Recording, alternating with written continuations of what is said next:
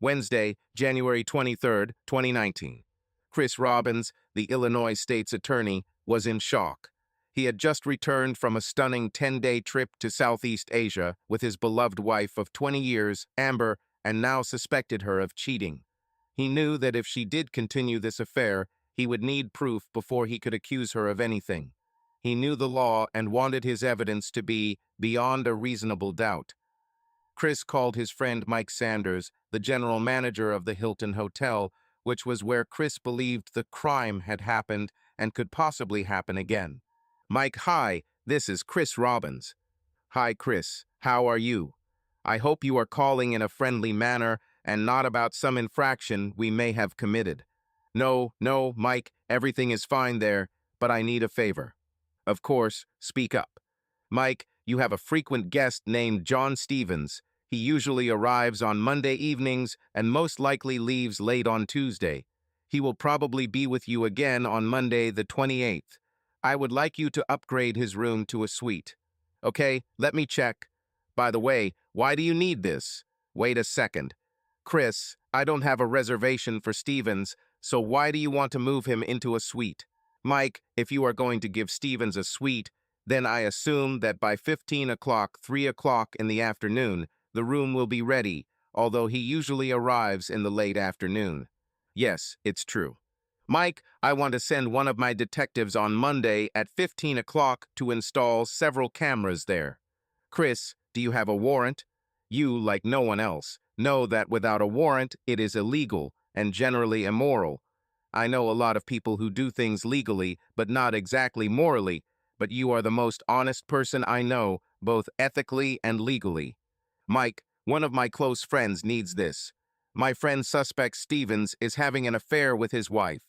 I'm not going to use this in court. My friend just needs irrefutable evidence of cheating.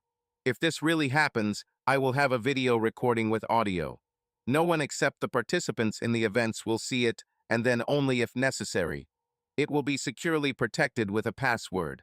I understand that this is illegal, but when it comes to treason, I don't know who is more immoral." "Okay, Chris, just for you.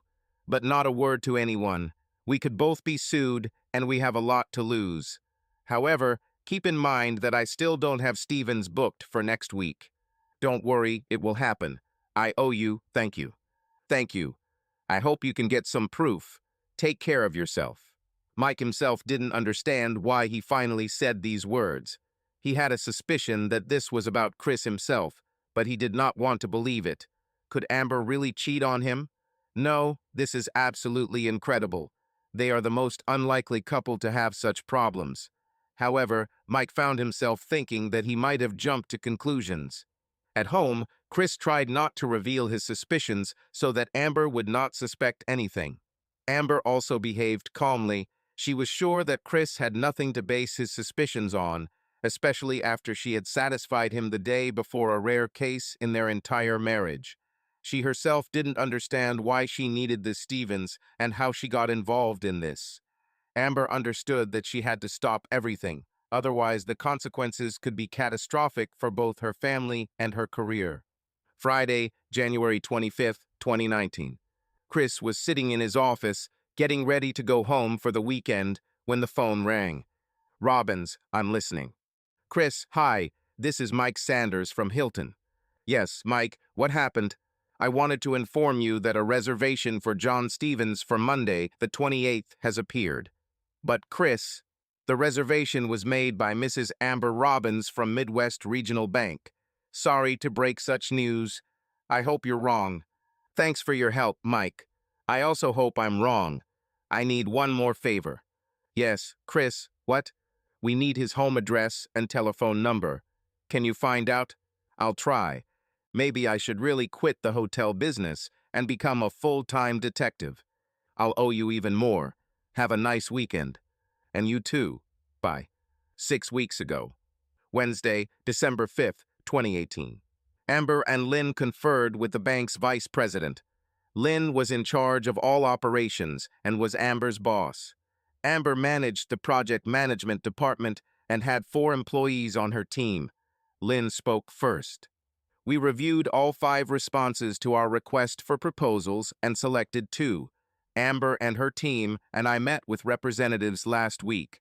I'll give the floor to Amber to sum it up. Amber had been in a management position for 4 years, but this was her first time interacting directly with the bank's vice president. The project is large, and the bank should have been careful in making the decision. Amber began. The supplier from London sent two people, Alex and Bill. Alex is a salesperson. Bill is an account manager. They have a lot of experience, and apparently it will be Bill who will oversee our project if they win the tender. He is very experienced, charming, and seems easy to work with. But I'm concerned that their technology is a bit outdated, and that could be an issue in the future with support and modifications. At the same time, the reviews about them were excellent. The team from New York had four: Cynthia, the sales manager, Susan, who heads RD, Paul from it, and John, who will be our account manager. Susan was very impressive. She understands modern solutions and is flexible with software. Paul understands our safety concerns well. But John is inexperienced, and this raises some doubts. But their price is $900,000, and for Londoners, $1.2 million. Both are confident that if we start on January 8th, we will finish by the end of June. Lynn noticed the uncertainty on the vice president's face and interjected. We don't start until January 8th because Amber is going on vacation since Christmas and will only be back on that date. She had planned this vacation for a long time, long before we submitted the request, and I want Amber to lead this project.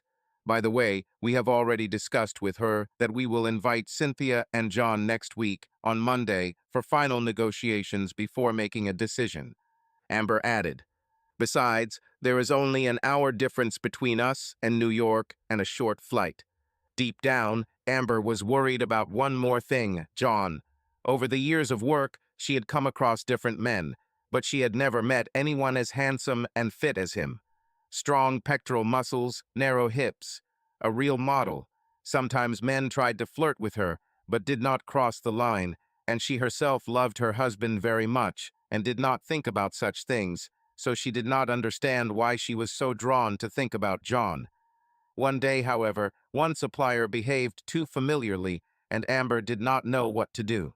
Then she turned to Lynn, who talked to the manager's boss, and he was removed from the project.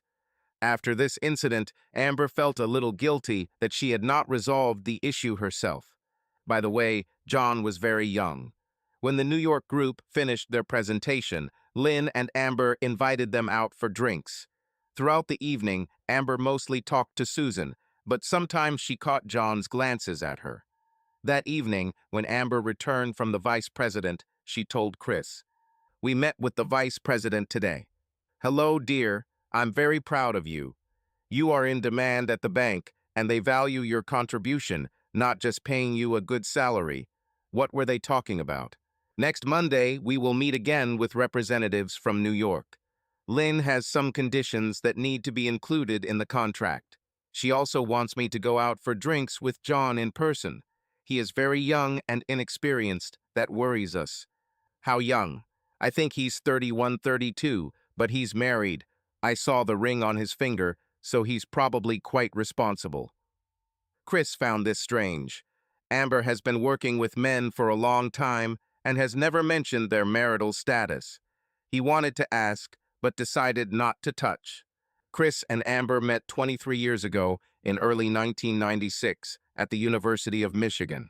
He was in his fourth year, and she was in her second. Amber is a classic beauty, the typical girl next door.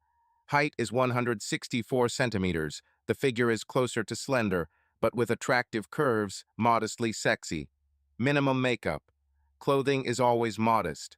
Either skirts or loose trousers, no tight jeans, deep necklines or tight sweaters. Her eyes were deep blue, her hair was black, and she wore her hairstyle without any frills. Chris is 178 centimeters tall, has green eyes, watches his diet, and sometimes runs. He was not a sports fan, but was fond of long runs and marathons. Both had almost no experience with the opposite sex. Chris was from a very religious family, and before meeting Amber, he had never even kissed. Amber was a little naughty in high school, but her parents strictly limited her, especially against the backdrop of the mistakes of her older sister Allison, who was the complete opposite of Amber. It took them 6 months to become more intimate, but Chris did not want to enter into an intimate relationship before the wedding. "My first time will only be on our wedding night," he said firmly. Amber, then in her 3rd year, asked, "When will this be?" "When you graduate from university." She was a little upset, but still answered, "I love you and will wait." Amber was more daring in intimate experiments. As a result, in Amber's 4th year, Chris proposed to her. It was necessary to determine the date of the wedding. The summer of 1998 was not the best time for families, and no one wanted to get married in the middle of the school year. Therefore, they chose Sunday, January 3rd, 1999, in Chicago. Amber was from Chicago. Chris was from Arizona. We decided that all relatives would have a vacation during the New Year holidays. Amber's older sister Allison, who lived with her boyfriend Stephen, did not believe that her younger sister was getting married before her. And Amber's brother, Brandon, was just starting his studies in Michigan. Chris also had brothers Andrew and Mark. Both parents also came to the wedding. The plan was to get married on January 3rd, 1999, at the Hilton Hotel on Michigan Avenue in Chicago, and then return to Ann Arbor, Michigan, so Chris could finish his law school. He was going to take the Illinois bar exam in June, and then they would finally move to Chicago. So on January 3rd, 1999, they got married at that same Hilton. It was in this hotel that they both had sex for the first time, and 20 years later, it was here that Amber cheated on her husband for the first time. And Chris was going to do everything to save the marriage with the help of his last chance.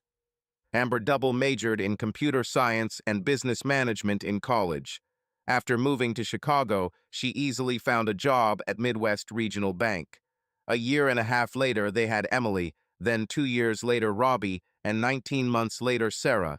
Due to maternity leave, Amber's career developed slowly, but when Sarah entered 1st grade, Amber was already able to seriously make a name for herself at the bank. December 2018. Monday, December 10th, Cynthia and John flew to Chicago from New York. A 2-hour meeting was planned, after which Cynthia would return to New York and Amber would have a one-on-one conversation with John. Cynthia agreed to Lynn's terms, and she said, "We'll contact you tomorrow." Amber arrived in the morning with Chris to leave in the evening by taxi. She knew that she would have to drink. After meeting together, they went to a bar nearby. Amber started the conversation. "John, are you sure you can handle this project?" "Absolutely." "You understand that we pay 900,000 plus expenses. Will you bear such responsibility?" "If you doubt my age, I'm 30, but I've been working in this company for 8 years now, implementing solutions in banks across the country. True, our project with you is the largest, that's a fact. But we are very happy about this chance. And if you check our recommendations, you will see that all clients are satisfied." We checked, and indeed, the reviews are mostly positive. "But at one bank in Georgia, you were replaced in the middle of a project. Why?" "My wife was pregnant with her 2nd child, and she didn't want me to go on business trips." "Does your wife know that if we choose you, you will be here every week? That's quite a flight. I hope she's not pregnant again." John hasn't discussed this with his wife yet.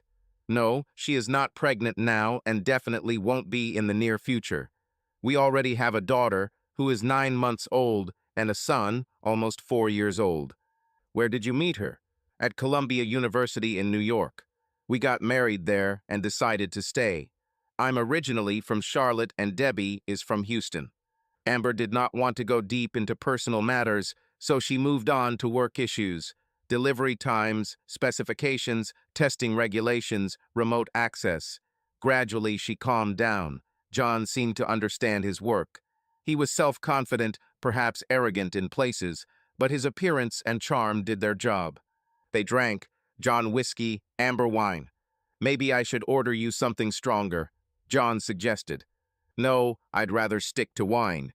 I like strong drinks, but they usually end up taking me away. And today, I don't want to lose control." "Are you driving?" "No, my husband gave me a lift in the morning, and I'll take a taxi back." "Who is your husband?" "He's a lawyer. For some reason, Amber did not specify that Chris works in the Attorney General's office. Do you have children? Yes, 3. My oldest daughter is 18 and a freshman at the University of Michigan. The middle son is in 11th grade, and the youngest daughter is 15 and in 10th grade. Is your daughter in college? Can't be. You look my age. John flattered and Amber melted. How long have you been married? Soon it will be 20 years, and we will fly to Asia to celebrate the anniversary. 20 years, incredible. We've only been married for 7 years. Does your wife work? Yes, in the field of PR, but she's on maternity leave now. She suffers greatly from postpartum depression. She spent 8 months recovering with her first child, and who knows how long this time. Is she getting help? Amber suddenly became very sympathetic, and John, seeing this, put his hand on her shoulder. I wish I could. Amber felt an unpleasant shiver. She was already on her 3rd glass, but still understood that this was going beyond the limits. John, take your hand away. This is inappropriate. He apologized, but immediately continued with seduction. Sorry, it's so easy to communicate with you. Do you yourself know how beautiful you are? I'm not the first to succumb to your magnetism. This is unacceptable. I think you've had enough drinking. I love my husband very much and have always been faithful to him. Then, trying to derail the conversation, she added, I'm 42 and you're 30. I'm closer to your mother in age. She herself was surprised why she said this.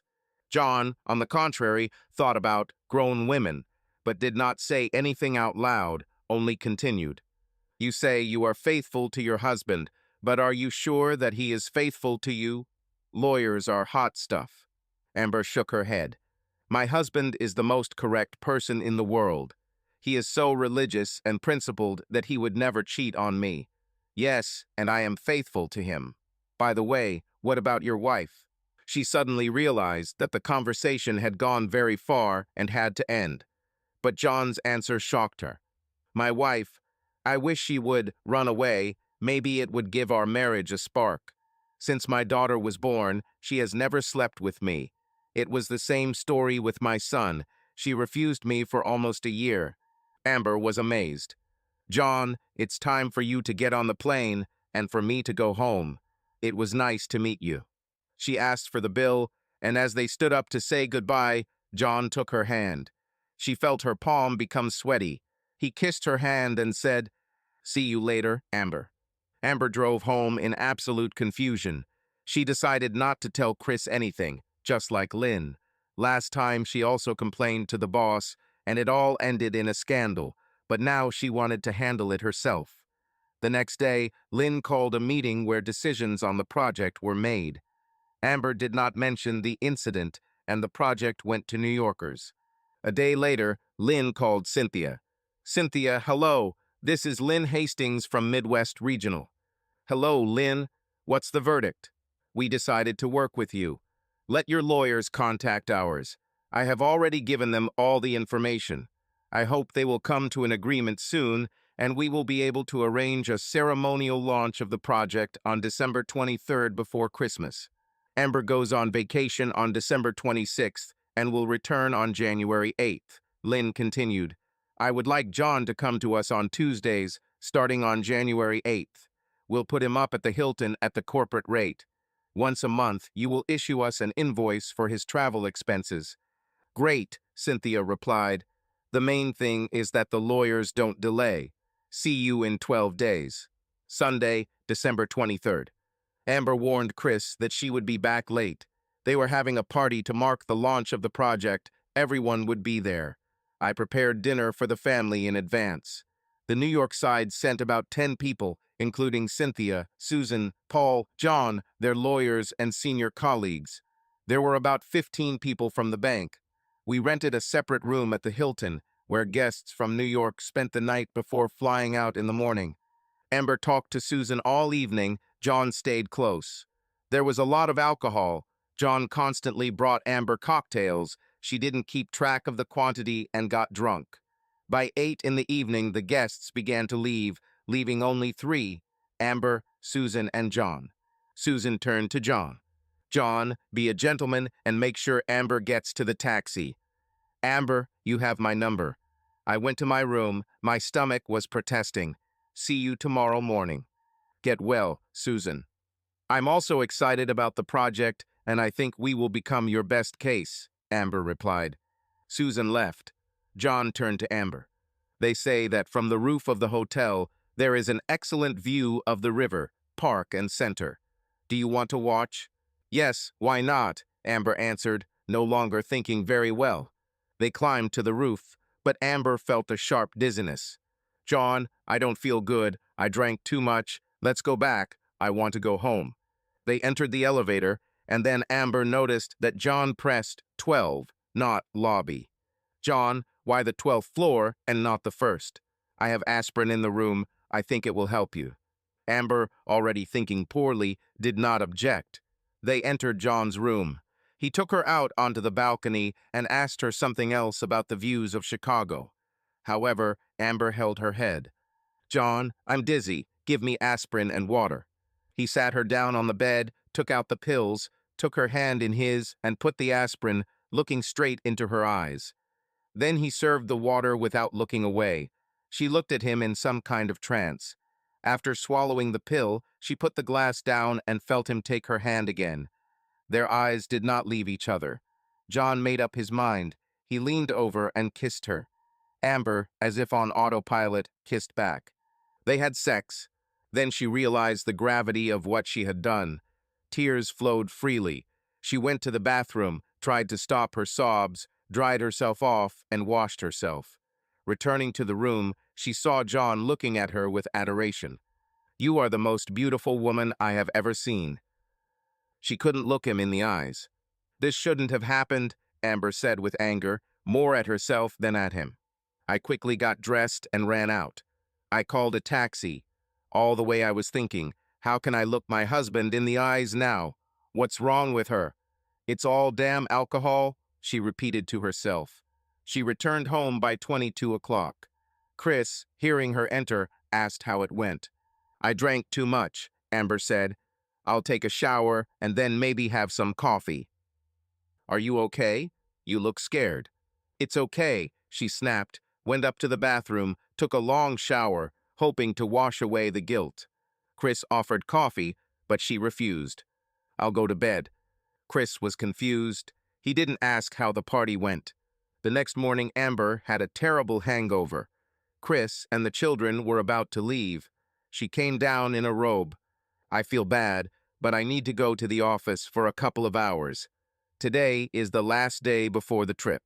In the office, Amber tried to distract herself, discussed projects with her team, and submitted the last instructions a couple of weeks ahead. Lynn called her. How are you? You look depressed. It's okay, I'm just tired. You'll soon be going to Thailand for 10 days with your husband. You need to be happy. It's true, I'll rest soon, and she left. Lynn frowned, not understanding anything. Amber once again locked herself in the toilet, unable to hold back her tears. She firmly decided that it was an accident due to drunkenness and should not be allowed to ruin her life and marriage. At 3 o'clock, she went home. Chris was already there. He noticed how sad she was, but she referred to fatigue and that they were about to fly and rest. Christmas was celebrated at her parents' place. The children were shown the route of the trip and everything was planned out. After the holiday, Amber and Chris returned home, and Robbie and Sarah stayed with their grandparents. At night, Chris hugged Amber. We are alone. Maybe we can arrange a rehearsal before the trip. Let's put it off until Thailand, she replied. This was the first time in their marriage that she refused her husband. Chris was perplexed, but remained silent. Amber understood that she had to pull herself together, otherwise the vacation would be ruined, and then everything would get even worse. Bangkok, Thailand, Friday, December 28, 2018. The flight was terribly long. Chicago, Dubai, Bangkok. They passed through customs at about 1 o'clock in the afternoon local time and were at the hotel by 3:30. After checking in, we went to bed for a couple of hours and got ready for dinner in the evening. Darling, what's happening to you? Don't you like the hotel? No, it's gorgeous here, even the infinity pool on the roof. I didn't expect such luxury. I'm just a little not in the mood. Let's go have dinner at a restaurant nearby, and then go to the night market. I'll get divorced. They had dinner at an excellent Thai restaurant, strolled through the night bazaar, and bargained with the locals. We returned around 10. Chris was very excited. Amber was tired, but understood that she had promised her husband romance. Chris, happy and tired, quickly fell asleep. Amber brushed her teeth again and lay down next to her. In the morning, she was the first to take the initiative to have sex. After a short intimacy, they went to the shower. Chris was glad to see her return to her usual tenderness and noticed that Amber looked more cheerful than in Chicago. After sightseeing in Bangkok, they flew north to Chiang Mai. Sunday, December 30th, 2018, Chiang Mai, northern Thailand. They arrived late in the evening and did not immediately appreciate the beauty of the small boutique hotel Chris had booked. The next morning, Amber was delighted. Wow, Chris, look, right from the veranda of our room, we can go down to the pool. Yes, I found this place myself. Hope you like it. Amazing. Where are we going today? We're going zip-lining through the jungle, Amber smiled mysteriously. On what? Oh, you old man. Children would make fun of you for this ignorance. Now you will see everything for yourself. Chris really had no idea what a zip line was, but he quickly got the hang of it. The next day there was a hike around the northern environs, and in the evening we returned to the hotel to celebrate New Year's Eve there. Amber ordered champagne to the room and after dinner dragged Chris onto the open veranda. I want to show you something. For the first time in their lives, they had sex outdoors. Can you imagine what Allison will say when I tell her this? She will be delighted with our courage, Amber laughed. Are you kidding? After all, she will tease us with this endlessly. Okay, enough of the bold antics. Let's go to the room. Otherwise, we'll catch a cold. It's 24 degrees here. What kind of catch a cold? What a bore. Okay, let's go.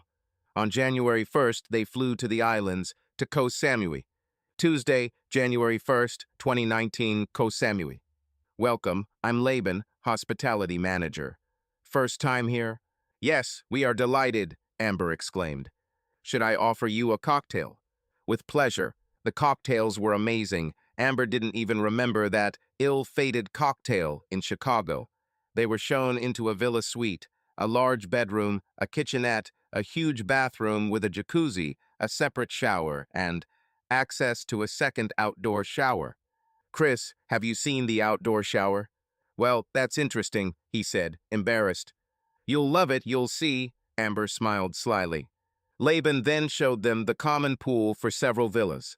And here's your private plunge pool, she said, showing the pool right next to the bedroom's sliding door. Chris, how did you find this place? It's probably terribly expensive. Darling, how often can I spoil my only beloved and most wonderful wife like this? Laban smiled shyly and added, if you would like to sign up for excursions or our spa, please contact us. Although massages are even more popular on the beach. Thank you, Amber replied, but my husband is usually not into this.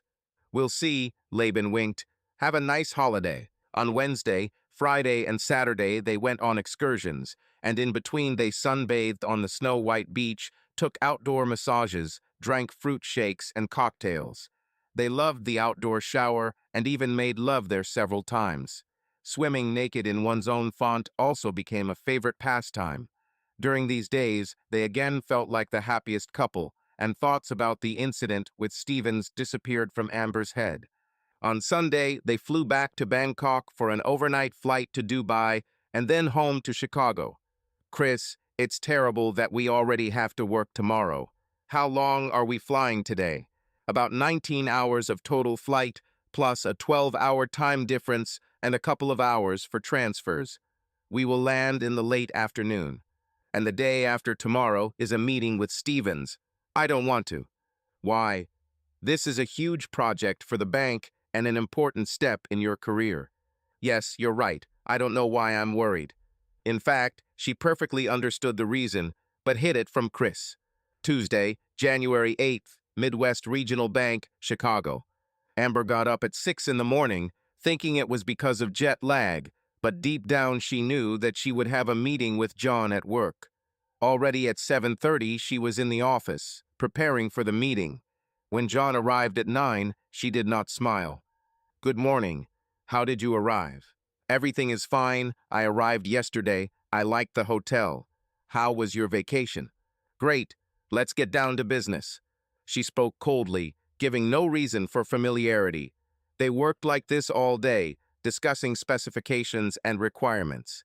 John lost track of time until Amber said that she had ordered lunch and that she was leaving at 6 sharp.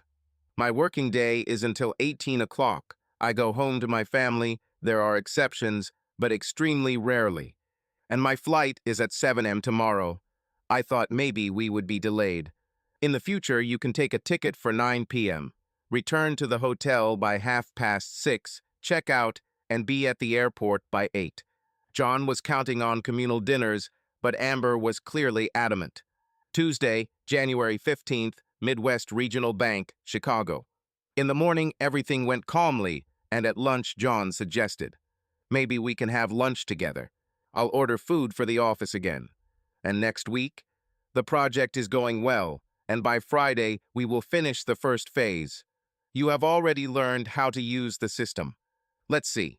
By the end of the week, John had really set everything up, teaching Amber remotely on Thursday and Friday.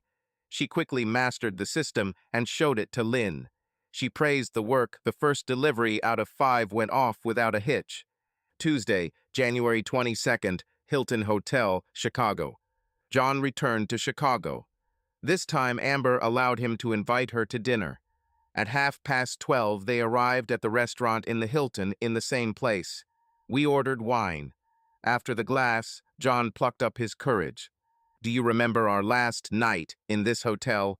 It was a magical experience for me. I love my wife and have no intention of getting a divorce, but with you, it was something special."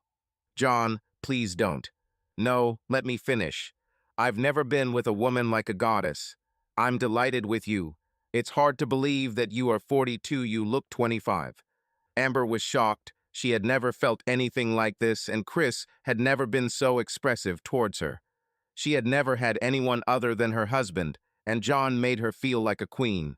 He was much younger than her, incredibly handsome, built like a bodybuilder, and those eyes. "I just want to say that I won't let all of this jeopardize the project, but it's a great release for both of us." "I know you liked it. Am I much bigger than your husband?" "I don't think it's any of your business." John got his answer. "Have you ever been with another man other than your husband?" Her defenses were weakening. "No." "Which features of mine did you like the most?" He thought she would say something about his manhood, but she replied, "Your eyes, your butt." John blushed. "And your breasts." "I constantly train. I lift, do chest presses, and do a lot of glute squats." "Amber, let's go up to my room. I won't touch you. You can just explore my body." Amber wasn't drunk from the cocktails, although the wine did affect her a little. She looked at her watch and said, "It's already 1:30. We need to be back by 2:30. We have 30 minutes, so let's go now." What was she thinking? She wasn't sure, but she definitely wanted to see him again. She already got away with it once, and he said he wasn't going to break up any marriages, so they went upstairs. Without further ado, she knew what she was doing. I just wasn't sure why. As soon as the door to his room closed, clothes flew in different directions. They were exhausted. She collapsed on the bed, looked at the clock, and said, "Damn, we gotta go." Amber never swore. They hurriedly got dressed and returned to the office by 2:25. At 2:30, Amber and John had a meeting with Lynn. After the meeting, Lynn asked Amber to stay. "Well, how do you think the work is going?" "I think it's okay." "You don't look too excited." "I don't know. We'll see." Lynn was very confused by Amber's behavior. They have worked together for 17 years. It seemed so incredible that Lynn could not even imagine what was really happening to Amber. However, the project was going well, and that suited her. Amber wanted to get home before Chris so she could take a shower. There was no time for this in John's room. She left work at 5:30 and went home. Usually the journey took 30 minutes, but today the traffic was a little heavier, and it took her 40 minutes. Chris usually got home by 7 o'clock, so Amber thought she still had time. Chris had a tough day. They were working on a major embezzlement case, and it turned out that one of their witnesses was a known liar and could not be relied upon, and the other was scared and refused to testify.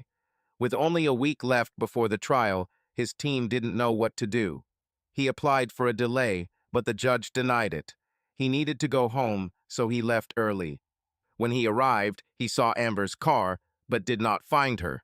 He heard the water running in the shower, which was strange because his wife usually took a shower in the morning. However, given his mood, he thought that perhaps his wife could console him. He went upstairs, saw her clothes thrown on the bed, and noticed her panties lying on the floor. It was strange, but he put them back, undressed, and tried to surprise his wife in the shower. "Oh my God, Chris, you almost gave me a heart attack." He smiled. "I had a terrible day, I'll tell you later, but now I need the love of my wife." He started kissing her. She kissed him back, but he felt that mentally she was somewhere far away. He started to press himself against her, but she pushed him away. "Darling, now is not the best time, I'm sorry. I really just want to wash myself, and I don't want anything inside me." He just looked at her, but she couldn't meet his gaze as she continued her attempt to cleanse herself of traces of her lover while standing next to her own husband in the shower. Chris let her finish. When she came out of the bathroom, wrapped in a towel, he was puzzled. This was the second time she had rejected him. The first was the night before their trip. In 20 years of marriage, she never refused him. He didn't ask often, but now it happened twice in just a month.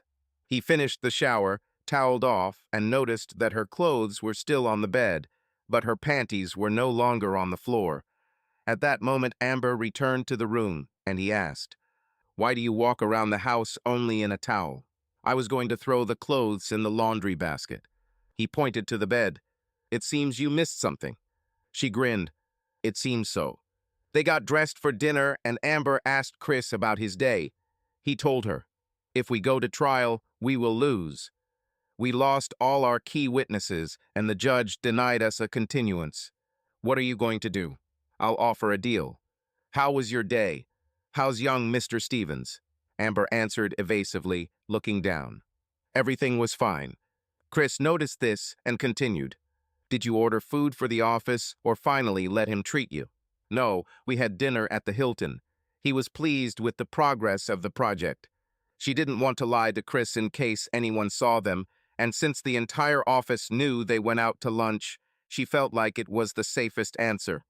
Chris decided to change the subject, but something clicked inside him. He was a prosecutor and knew when something didn't add up. For now, he decided to leave it and figure it out later. Monday, January 28th, Office of the Attorney General, Chicago, Illinois. The phone on Chris's desk rang. "Robbins," he answered. "Hi, Chris, this is Mike. I have your information." "Speak." Mike gave Chris the address and phone number. Chris opened the internet and found out that someone named Jonathan and Deborah Stevens lived at the indicated address. He vaguely remembered Amber once mentioning that John's wife's name was Debbie. "Thank you, Mike. I'll send one of my detectives at 3 p.m. to take the key from you.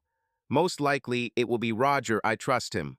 He is the most cautious of my team. I did not tell him that I suspected my wife. I simply explained that it concerned the family of one of my friends." "Okay, Chris, are you sure you want to do this? If your suspicions are confirmed, it will be hard to see." "Mike, I don't know what I want. I can't believe Amber would do something like that. Before I talk to her, I need proof. I'm trying to think like a prosecutor, not like a husband. I'm trying, but it's very difficult. Emotions take over." "Okay, Chris, good luck. I know Amber, and if this is true, I'm sure she has some kind of explanation, no matter how illogical it may be. I hope I'm wrong. See you later." "Me too. Bye." Chris then called his wife at the office. "Darling, hello. I may be late today. We need to finalize the plea agreement and get it to the judge by Thursday. I don't want to leave it until the last minute." "Okay, no problem. What time will you be home?" I think no later than 9. Some of what he said was true. The court actually had to receive the agreement by Thursday, but Chris had already handed it over. Roger returned from the Hilton at 4 p.m. Chris, everything is set. 3 cameras. Let me write down the web address for you and explain how to access them. This is how you can protect your video with a password. They will be stored in the cloud. You can download them to your hard drive and then delete them from the server. One more thing. As a bonus for my work, I would like to spend the night with my wife in this suite. No problem, Chris replied. Monday, January 28th, 7:20 p.m., Office of the Attorney General, Chicago, Illinois. Chris picked up the phone again. Robbins. Chris, your guest has arrived. He was very pleased with the room upgrade. We explained that he had been to us 5 times already, and this was a sign of our gratitude. Okay, Mike, see you tomorrow. I'll send Roger tomorrow evening to put the cameras away after he leaves. You can send it on Wednesday morning. Okay, thank you. Who should he turn to for the key? I will be there from 8 a.m. At 7:40, Chris turned on the broadcast and saw John enter the room. This was the first time he had seen him, and he turned out to be a very attractive man indeed. Now Chris understood why Amber never described his appearance. He was overcome with jealousy, but still hoped that he was wrong. John unpacked his things, then took out his phone and called. Chris could hear the entire conversation. Debbie, hi, how are you?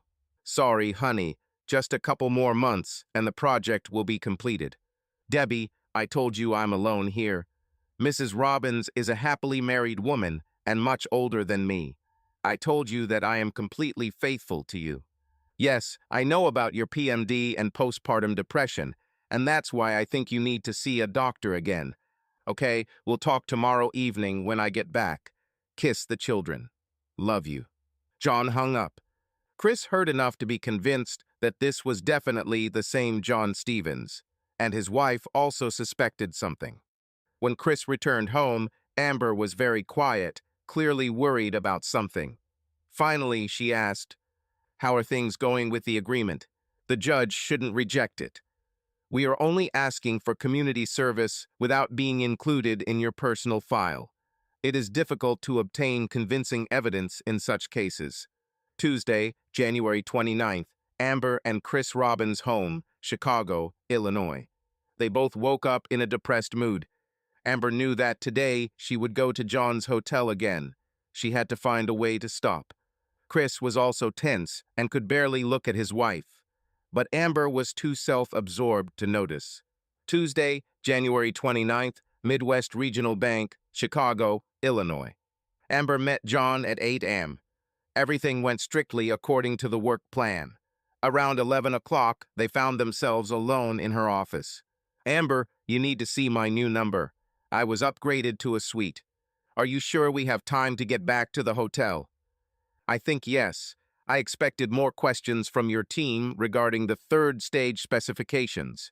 It looks like we understand your needs very well, and the 2nd stage will be installed in a couple of days. Maybe we can have lunch in my room. The suite is simply amazing. Amber simply smiled. Internally, she was torn. She knew it had to end, but she didn't know how to stop. At 12:15, they decided to leave early for lunch. They called an Uber and headed to the Hilton. In the car, John joked, "Shall we start with dessert?" Amber simply smiled. As soon as they entered the hotel, they immediately went to the elevator. Not a word was said. When they entered the room, Amber gasped, "Wow, John, it's really beautiful here." He turned on his charm. Only for the best. Amber didn't smile, but she allowed him to kiss her. This time, unlike last week, they were in no hurry. When Chris saw all this on the screen, tears streamed down his face continuously. He couldn't believe his eyes. Tuesday, January 29th, Hilton Hotel, Chicago, Illinois. Chris, watching it all happen in real time, couldn't stop crying. He couldn't believe what he was seeing. But at the same time, he noticed something important. Although Amber was receiving sexual pleasure, there was no joy in her eyes. She didn't smile with John, and with him, with Chris, she always smiled. He was both furious and deeply confused. By 2 o'clock, they were out of the shower. Chris heard Amber say to John, "We didn't have time to shower last week, so I washed myself at home and Chris almost caught me." She didn't say that Chris came into her shower. She also wasn't sure why she shared this with John in the first place. For Chris, this was the last straw. Now he knew that this was at least their second meeting. Now Chris had to decide what to do. He began to think through a plan, but knew it would take time. The main question to which he did not know the answer: what does Amber herself want? Did she want to leave him? Did she have other lovers before John? How long did it last? And most importantly, why? What if she wants to save the marriage? Chris didn't know what he wanted. He understood one thing: he would not tolerate betrayal. Before John left for the airport, he caught Amber alone and asked, "Why are you so distant today?" She couldn't answer. "Have a nice flight," she said. "See you next week. The project is going great. I can't wait to see it through to completion." John was still amazed that he was able to get her into bed. His wife, Debbie, was pretty, but she didn't go anywhere near Amber. Amber was an exquisite woman. His other lovers were simply beautiful bodies, but Amber combined both beauty and intelligence. John enjoyed working on this project. Wednesday, January 30th, Robbins Family Home Attorney General's Office, Chicago, Illinois. Amber was very depressed at home again. She decided to take sick leave. She almost never took time off, but now she needed to think. She had to end this relationship with John. She wasn't sure what she was doing. She did not love him and did not even feel sympathy for him. He was just a stupid young guy. If this was due to her pride, then she had already proven to herself that even young men were ready to do a lot for her sake. She knew that next week she would have to finish everything. She knew it wouldn't be easy. At dinner the night before, Sarah asked, "Mom, what's going on? You always look sad." Chris answered for her. "Mom is very worried about work. She is leading a large project at a bank, and her colleague is a newbie. This increases the burden on the mother because she was the one who made the decision to work with their company rather than with a more reliable supplier." Amber just looked at Chris. She wondered, was her decision to choose John's company dictated not so much by professional reasons as by her desires? This thought frightened her greatly. Amber added, "In fact, the project is going very well, and if everything works out, I can get a good bonus." Both she and Chris wondered if she was getting her bonus already. Chris went to work, leaving Amber at home. In his office, he called Mike. "Hello, Mike." "How are you, Chris?" "Worse than I could imagine, but unfortunately, I have all the evidence." "I'm sorry, buddy. You need to talk to her. You have to find out what's going on." "I know. I'm working on it, but it's not time yet. If I can help with anything, let me know." "Necessarily. Bye." Friday, February 1st, Midwest Regional Bank and Attorney General's Office, Chicago, Illinois. After Amber made a routine hotel reservation for John, she had an idea she wanted to share with Lynn, so she stopped by her office. "Lynn, the project is going well. Maybe after next Tuesday, we can organize John's trips every 2 weeks. This way, we will save on costs." Her idea was that one full day of work every 2 weeks would be more intense, and they wouldn't have time to eat together. An interesting proposal, but I'm afraid to change something. The project is going well, and John's travel budget has already been approved. Lynn noticed that Amber looked a little upset and asked, "Amber, are you okay? You don't look like yourself." "It's nothing I can't handle." Lynn decided to take a chance and asked the question directly. "Is John behaving himself? If there was a problem, you would be the first to know about it." Lynn wasn't sure about this answer and called Cynthia later in the day. "Hello, Cynthia. This is Lynn Hastings from the Midwest Regional. I want to know your opinion.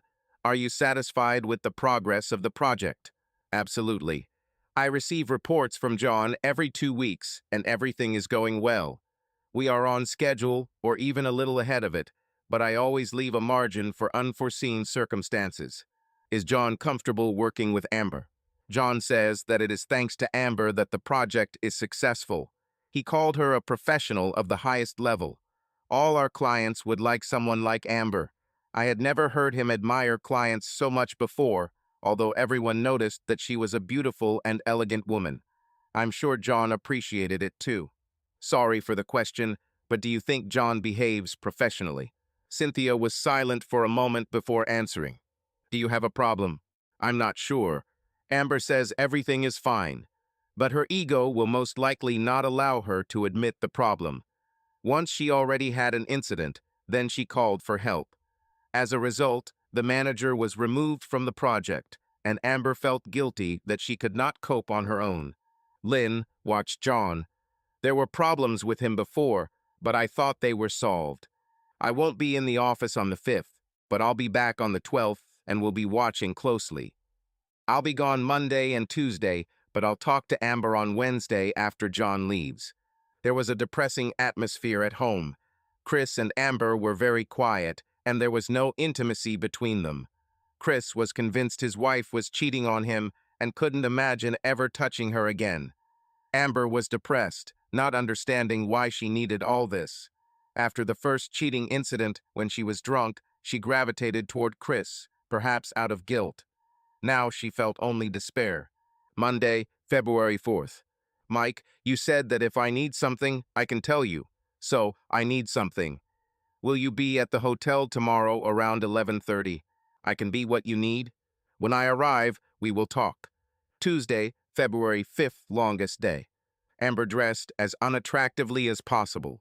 Chris was surprised to see her like this. She explained that Lynn was not in the office and she just wanted to come in looking relaxed. Both remained silent about the fact that John was coming today. Amber decided, today she will go with him to the hotel, but only to finish everything. She must be strong. She will tell him that tomorrow she has a meeting with Lynn and she is going to leave the project, handing it over to one of her subordinates. This was her plan. She hated herself for the lies, for the way she had betrayed Chris, the love of her life. She wanted to confess, but she decided to just stop everything without hurting anyone.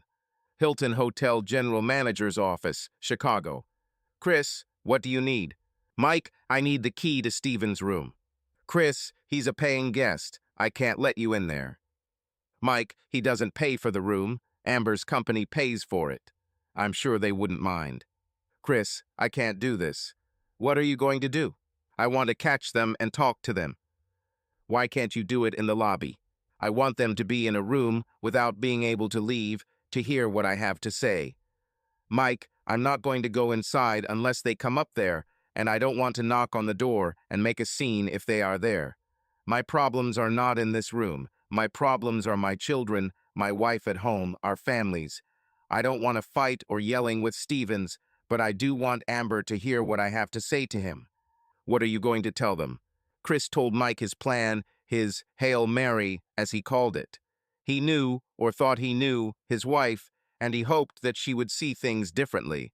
He himself didn't yet understand what he wanted, but for Amber all this had to end. Okay, Chris, this is the last time. Please don't make me regret this. At 12:05, Chris was sitting in the lobby with John's room key, reading the newspaper, hiding his face behind it. Amber was very silent that day. John noticed that something was bothering her, but was afraid to ask. In the Uber car, Amber said, John, I need to discuss something with you, and I think it's better to talk in your room. John thought that if she wanted to finish everything, she would have done it earlier, so he was very curious. Maybe she started to have feelings for him. Of course, Amber, I will do anything for you. Thank you. At 12:25, John and Amber entered the hotel and headed straight for the elevator. Amber went first, John followed. They didn't notice the Attorney General sitting in the lobby behind the newspaper. When they went up to the room, John tried to kiss Amber. She didn't answer. He realized that she really wanted to talk. Okay, you wanted to talk. Let me just go to the bathroom for a second. Amber sat on the edge of the bed and waited. John decided to leave the bathroom naked. Maybe they can have a little fun first and then talk. He was very excited. Last week was amazing. John came out of the bathroom completely naked, and Amber shuddered. "John, I said I want to talk first." Before John could answer, the door to the room opened. They were both shocked, because maids always knock before entering. They could not see anyone, since there was a small corridor between the entrance and the bedroom. John called out, "Please don't come in, I'm not dressed." "Yes, this is a big problem," said Chris's voice. Amber saw her husband and screamed, "Oh my God, Chris, what are you doing here?" Chris simply looked at his wife and asked, "Shouldn't I be asking you this question?" "It's not what you think. Since you know what I think, then tell me what exactly do you think I think?" Amber was more scared than she could have imagined. "How? How did you know? How did you get your room key?" "First of all, I'm asking the questions here, not you. How I found out is not important. You said it's not what I think it is, so tell me what exactly do you think I think?" John, who had been standing nearby all this time, said, "Maybe we can continue this conversation outside of my room." Chris just grinned. "Actually, John, it's you I want to talk to, so get dressed and let's talk." No hysterics, just a conversation between three adults. Two of them are spouses, although I'm no longer sure how true this is. Amber began to choke. "Chris, no, I was going to finish everything." "Amber, finish what? You still haven't said anything." "Chris, I don't love him. It was a mistake." "I'm so sorry. I'm such a fool." Chris sat down on the chair at his desk, moving it so as to block the exit from the hallway. John managed to pull on his underwear and trousers. "So, honey, tell me everything. We can discuss this at home. John doesn't have to be here." "No, I need John. And when you say home, what do you mean? Our house? My house? Or the house that was once ours, but which you destroyed?" Amber burst into tears, hanging her head. She couldn't look at Chris. He continued, "Amber, here is my first list of questions. When, how many times, why, and was there anyone before John? Answer, now." Amber continued to look at the floor. There was no one before John. The first time it happened was on the Sunday before Christmas. Just 3 times. I don't know why. I wasn't looking for anything. But you couldn't say no. I said no 2 weeks before. He insisted, but I was weak. "John, if you want to add something, don't be shy." "Mr. Robbins." "Call me Chris. We have already shared so much." "Chris, yes, it's true. About 2 weeks before the party, Amber told me to stay away from her, that she was happily married. Then what happened at the party? Did she come to you on her own?" "No. She drank, and I felt that there was something between us. When we kissed, it felt right." Amber chimed in. "Please no. This is all wrong. So, John, the first time she was a little drunk, she resisted." "Chris, please stop. This is killing me. Mother of my children, this has been killing me for the last 2 weeks. Since I found marks on your panties and you in the shower, washing away from this dirty affair. So don't lecture me about who's killing who. We had what I thought was an amazing holiday in Asia, but now I realize that while I was around, you were thinking about him." "No, this is not true. I didn't think about him even once while we were there. I said I was drunk. I felt bad afterwards. I even gave him a lecture. I said that it was a mistake. Ask him." John nodded, but Chris turned back to Amber. "If it was a mistake, then how did it happen again 2 weeks ago? And don't forget the show you put on last week." "What show?" "I have a disgusting video of this whole dirty story. Excellent material for an adult site. It's a pity that you and I weren't into this earlier. John, maybe I could send you and Debbie a copy." "Chris, did you take a video of us?" "My God, how did you do it? Why didn't you say anything? I'm so ashamed, and you should be ashamed." "Me too." "Please don't involve my wife," John intervened. "She's already worried. She doesn't need this pain." "Sorry, John, but I'll make sure you tell her all the details when you get back." I see that I won't get any answers from my future ex-wife, but I need to say a few words to John. "Amber, you know why I'm angry and why I'm hurt. But I'm also very angry at John, and I want you to hear why. John, my first reason for being angry with you is that you stole something from me." No, I do not own Amber. She is a free woman who can do what she wants and be responsible for the consequences. But she and I had a monogamous marriage. You knew she was married, and when you slept with her, you destroyed it. Amber gasped she had never heard Chris swear, especially with those words. You ruined our relationship. You broke my half of the partnership. I don't know what I did to you, but you hurt me terribly. You stole from me what was dear to me. You're just a creep, and I hope that God will punish you the way you deserve. Chris paused, but then continued.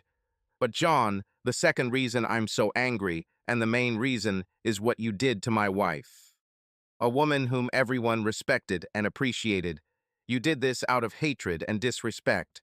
Why do you hate her so much? John just looked at Chris without answering. Tell me, why do you hate her? Chris almost shouted. It was the first time he really lost his cool, and his tone scared both Amber and John. I don't hate her. Then why did you force her to put everything that matters to her on the line for your animal needs? If you respected her, why didn't you care about her life? Why were you ready to destroy it for your pleasure? I don't understand. How do I destroy it? You've only known her for 2 months, right? Yes. Did she tell you about her family, about her children, about her husband? Yes. I take it she said how important they are to her. Yes. So why then were you ready to take it away from her, pursuing only your own interests? You say you respected her, but it's obvious you didn't respect her and didn't care what happened to her. Chris turned to Amber and asked sharply, why the hell did you sleep with this bastard who didn't care about you and hated you? He took everything from you, and you let him treat you like a piece of meat. John was silent. Amber broke down. She couldn't speak. She wanted to scream, I'm so sorry, but she could only cry and cry. Chris stood up. Before I go to my kids and start packing, I want to make one call. He dialed the number and, pressing buttons, spoke them out loud. John listened, but did not immediately understand what was happening. Chris turned on the speakerphone. A woman's voice rang out. Hello? Hello, is this Mrs. Deborah Stevens? John started gesticulating in a panic, begging Chris to stop. Yes, it's me. Who am I talking to? Do you have a pen and paper? Write down my number. Yes, I have. But who are you? My name is Christopher Robbins. I'm from Chicago. My work number is 312 XXX. When your husband Jonathan returns to New York, I suggest you talk to him about Mrs. Amber Robbins. If you are not satisfied with his answers, call me and I will help fill in the gaps. Amber Robbins. Is that the old project manager from Chicago he works with? Yes, she is older. Should have been smarter. But even I, her future ex-husband, can't help but admit what a beautiful woman she is, as I think is your husband. If you want, I can send you a photo of it, or even a movie in which she and your husband played the main roles. If you are interested, my worthless husband cheated on me again. I told him 3 times and you're out. Mrs. Stevens, I will let your husband tell you all the details. Sorry to bother you, but if I can help with anything, you have my number. By the way, I work for the Illinois Attorney General's office, so if you have legal questions about that state, I can help. Mr. Robbins, thank you for your call, and I sincerely apologize to you and your family for the mess my husband caused. Have a nice day, and thanks for your number. Goodbye.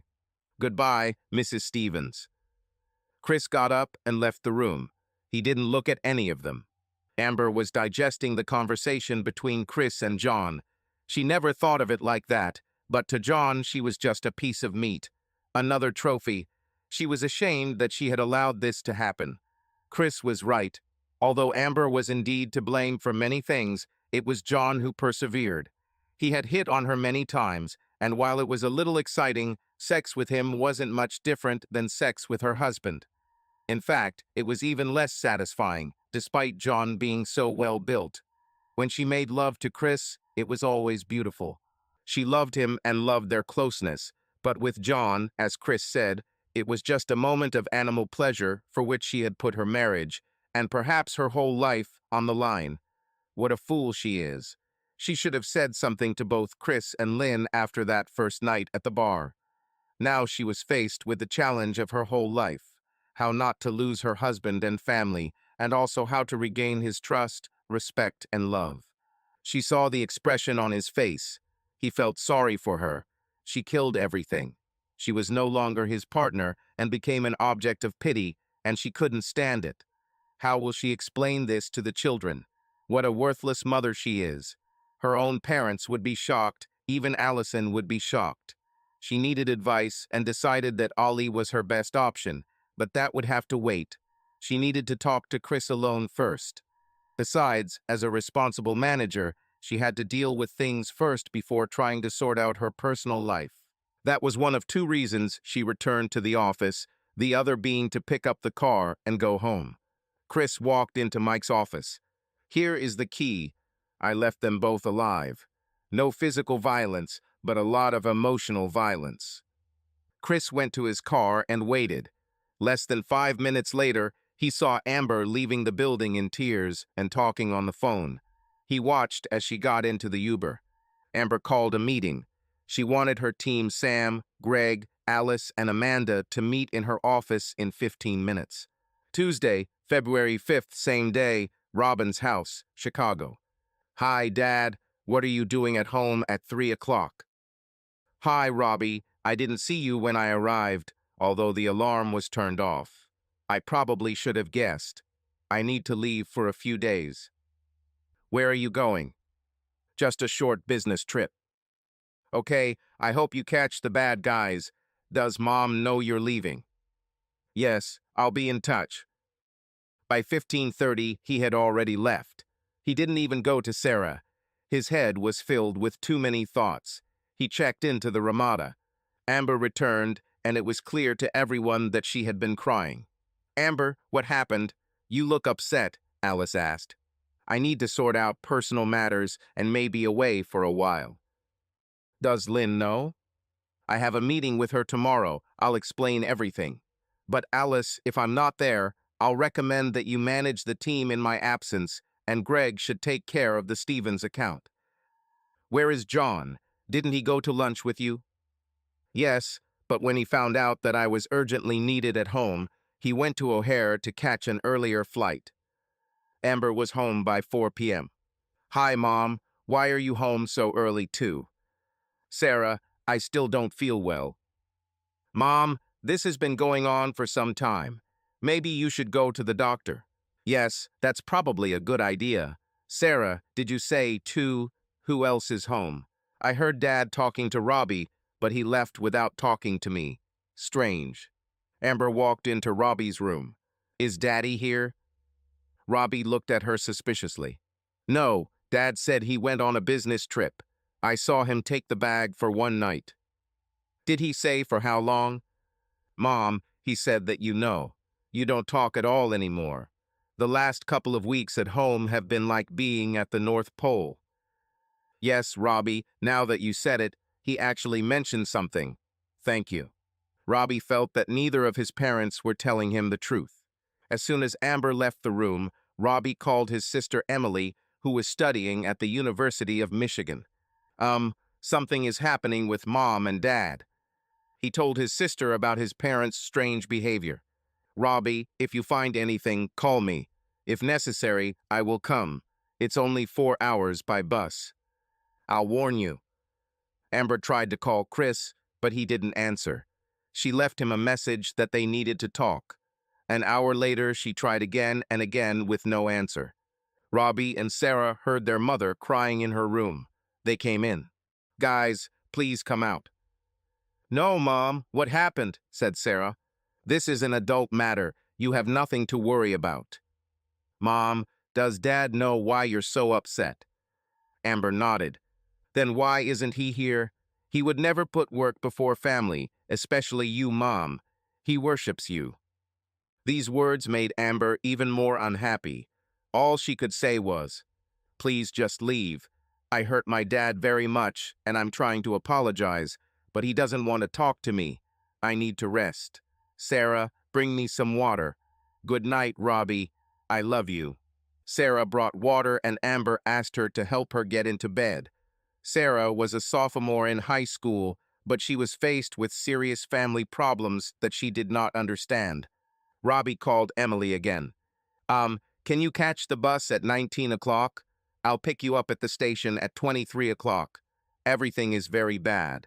Mom did something terrible and Dad left. I'll try to call him.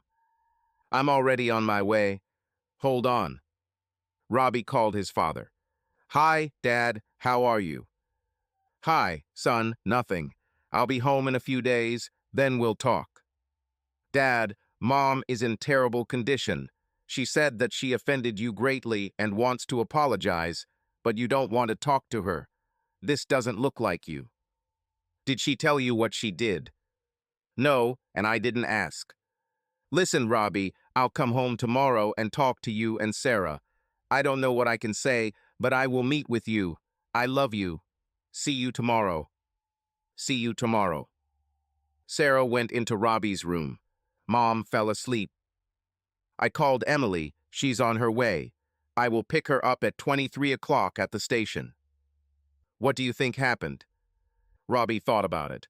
I don't know, but it seems like everything is very serious. Let's wait for Emily. Sarah went with Robbie to pick up Emily. A conversation ensued in the car. I thought we were the exception.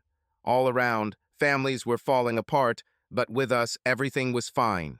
Now I understand that we are the same as everyone else. Let's not make hasty conclusions. I spoke to my dad. He sounded calm, not angry. He said he would come tomorrow. Amber woke up and wanted something to drink. It was already past 23 o'clock. She went down to the kitchen to get water. The house was so quiet. She was surprised that the children were sleeping. She looked into Sarah's room empty. This seemed strange, and she went to Robbie. He was not there either. Did they run away from her too? Robbie, Sarah, are you home? There was no answer. She took the phone and called her son. Robbie answered on the second ring. Hello, Mom. I thought you were sleeping.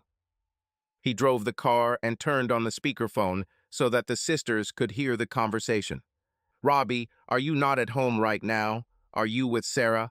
Yes, Mom, we'll be there in 5 minutes. He ended the call without mentioning Emily. Amber was waiting in the living room. 5 minutes later, the door opened and Sarah, Robbie, and Emily entered the house. She blinked in surprise and then screamed, Emily, what are you doing here? They told me there were problems at home and called the cavalry. Mom, what's going on? Amber looked at her children. She thought, whatever happened, Chris and I did something right. We have wonderful children. Robbie, Sarah, let me talk to Emily alone. Then I'll explain everything. They didn't argue. They approached their mother, hugged and kissed her tightly. Mom, we love you. We will do everything we can to help you and Dad. They went home. It was a February night, cold like everything else in Chicago. Amber said, Let's go outside. They wrapped themselves in warm clothes and went out and sat on a bench in front of the house. Emily put her arm around her mother's shoulders. Amber spoke slowly, evenly, trying to be restrained. I wasn't going to discuss this with you, especially Robbie and Sarah. This is not the kind of thing that mothers tell their children. But now that you're here, I have 2 problems. The first is facts. I cheated on your father. She cried again, but tried to hold on. I don't know why I did it. I slept with another man 3 times. Emily was dumbfounded. Her mother? Did her strict, correct mother cheat on her father? She was shocked, but understood that now it was important to listen to her and not judge her. The first time I was drunk, but that's no excuse. The second 2 times, no. I don't love him. I never loved him. I don't even feel sympathy for him. Yes, he is very handsome. He takes care of himself. Yes, he is younger than me. He is 30. He is closer in age to you than to me. Your father knows everything. Emily took a breath. He's known for 2 weeks now. The first time this happened was before our trip. I was drunk then. I thought about telling my dad, but I decided it was better to just end everything. That's exactly what I tried to do today when my father found us at the hotel. She couldn't talk about the video. I don't know if he believes me that I wanted to end this, but that doesn't matter anymore. It happened. The main question I can't answer is, for what? I love your father. I love you children. Why did I put it all on the line, and for what? For something so insignificant that it can't even be justified. The second problem is how can I regain his trust, respect, and love? He doesn't even want to talk to me. He just left. Amber fell silent. Now it was Emily's turn. She was 18, but very mature for her age. She chose her words carefully. Mom. She paused, thinking. She didn't want to hurt her mother more, but she had to say some things. She started softly. We all love you. Even Dad loves you. You don't believe it now, but it is true. You are a good mother, a wonderful wife, and an intelligent woman. I'll talk to Dad. I can't choose sides. I love you both. But I don't like that I have to be a mediator. I'll try to negotiate with Dad, but I don't think it's okay. What do we tell Robbie and Sarah? Amber sighed. Just say that everyone is healthy and we are trying to figure it out. I hope everything will be resolved soon. They don't need to know the truth. I was going to talk to Aunt Allison, but maybe my smart daughter can help. I will do everything I can, and I will try to involve Dad. Even if I can't save your marriage, he will never want you to suffer. These words hurt Amber. Politely, carefully, but Emily made it clear, you hurt your father. Emily hugged her tightly. Mom, we love you. She stood up. I'll go first. I need to talk to Robbie and Sarah. Go to bed in 5 minutes. Amber nodded. Emily went inside. She entered the room where her brother and sister were. I can't say much. Everyone is healthy. Give them time. Maybe it's just a misunderstanding. If there's something important, I'll say it. Sarah and Robbie looked at each other. They trusted her. They hugged and wished each other good night. Amber came in later and saw that everyone was sleeping. She thought, whatever our mistakes, Chris and I did one thing right. We have amazing kids. Wednesday, February 6th, the next day, Chicago. Amber, surprisingly, slept well. Before going to bed, she needed to plan her day. She was going to call Lynn and ask her to reschedule the 3 p.m. meeting at another location. She'd try calling Chris in the morning and then hope to hear from Emily. She seriously considered quitting, but didn't know how the conversation with Lynn would go. Chris, on the other hand, didn't sleep a wink. Amber said little, only that she wanted to end the affair, that she was sorry, and that she did not want to get a divorce. But these could just be automatic responses. He was going to talk to her, but he needed to get in touch with Anthony Williams first. Chris knew that Anthony was one of the best divorce lawyers. They never crossed paths at work, but they knew each other. Chris was hoping for the professional courtesy to arrange an appointment for the very next day. Although Amber insisted that she did not want a divorce, Chris saw no other option. He was too old-fashioned to just turn a blind eye to it. She committed adultery. She must wear the scarlet letter. Chris couldn't imagine sleeping with her again after seeing that very video in which she and Mr. Stevens were the main actors. There was one unresolved question. Why? Why did she do this? At 7 a.m. he dialed Anthony's number. Oh no, one of my clients is having problems with the Attorney General. Otherwise, why would you call me so early? How are you, Chris? Anthony, I don't know if you have any free time, but I need to discuss something personal and confidential. If you have time before or after lunch, we can combine the meeting with lunch. 2 hours is the minimum we need. Lunch is at my expense. Chris, I'm sorry to hear that. I never thought that you would be my client. Yes, I am free from 11:30 to 14 o'clock. I respect you as a colleague and am ready to show maximum loyalty. But as you know, lawyers of my level do not work for free, and I am one of the most expensive. Anthony, I'm aware. I'm glad you said it straight so there was no misunderstanding. See you at 11:30. Thank you. Chris decided to go to the office. He thought about opening a new bank account, but he knew Amber wouldn't be vindictive or try to take anything away from him. He left that for later. At 8:45 a.m., Amber tried to call Chris again, but he again did not answer. There was no point in leaving a message. He had already seen missed calls. At 9 a.m., Amber called Lynn. Lynn, welcome back. I would like to know if we can move our 3 p.m. meeting to an off-site location. Amber, when are you going to come to the office today? I didn't plan to come before our meeting. In that case, can you meet me for lunch at 13 o'clock? I have an appointment at 14 o'clock, but I can reschedule it for 15 o'clock, so we will have 2 hours straight. There is one very quiet Japanese restaurant about a mile from the office. I'll book a table. Do you know this place? Yes, I know. See you at 13 o'clock. Thank you. When Lynn hung up, she hoped that she would finally be able to understand what was going on with Amber lately. Amber was an extremely valuable employee and a key member of her team. Around 10 o'clock, Alice came into Lynn's office and asked her about Amber. Amber and I are meeting for lunch at 1 p.m. outside the office, Lynn said. She said that she had personal problems, that she would not be in the office for some time, and asked me to take over the leadership of the department. She also wants Greg to take on the Stevens client. That sounds reasonable. You're a great choice, but I haven't talked to Amber yet.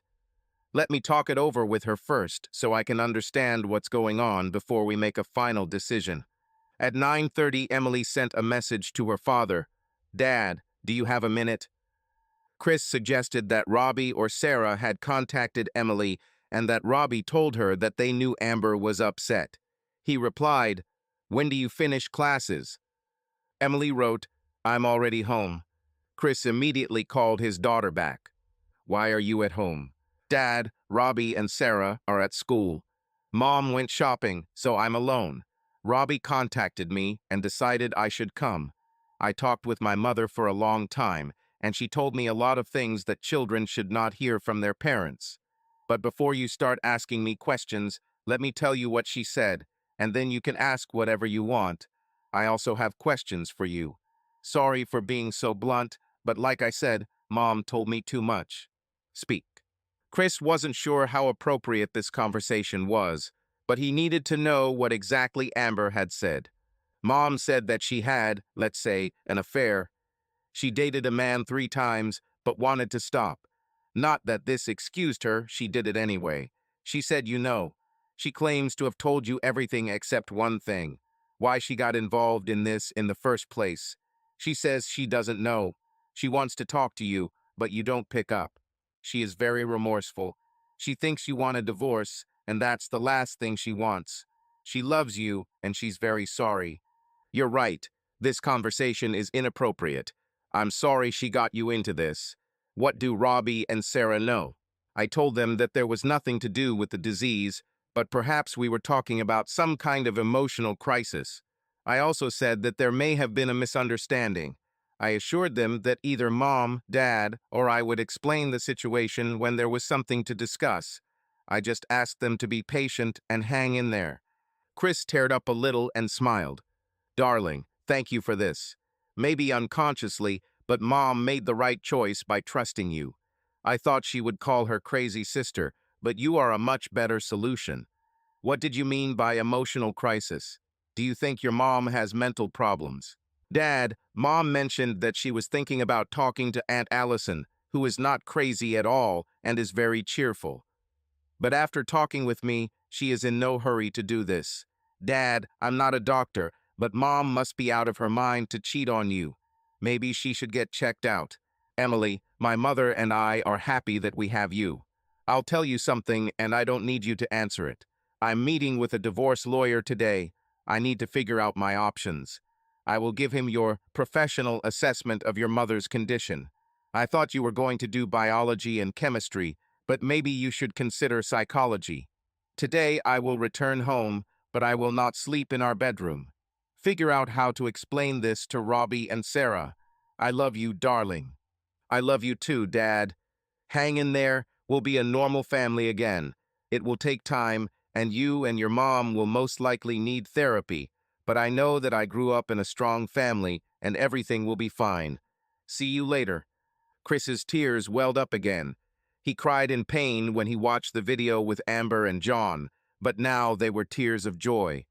No matter what Amber did, she raised wonderful children, and their eldest daughter was the real glue that held the family together. Amber returned home at 10:30 with groceries. I talked to Dad. He will be home today. Amber smiled and hugged her daughter. Dad said he'll sleep in the guest room, and we need to figure out how to explain that to Robbie and Sarah. Amber started crying. Mom, this will take time.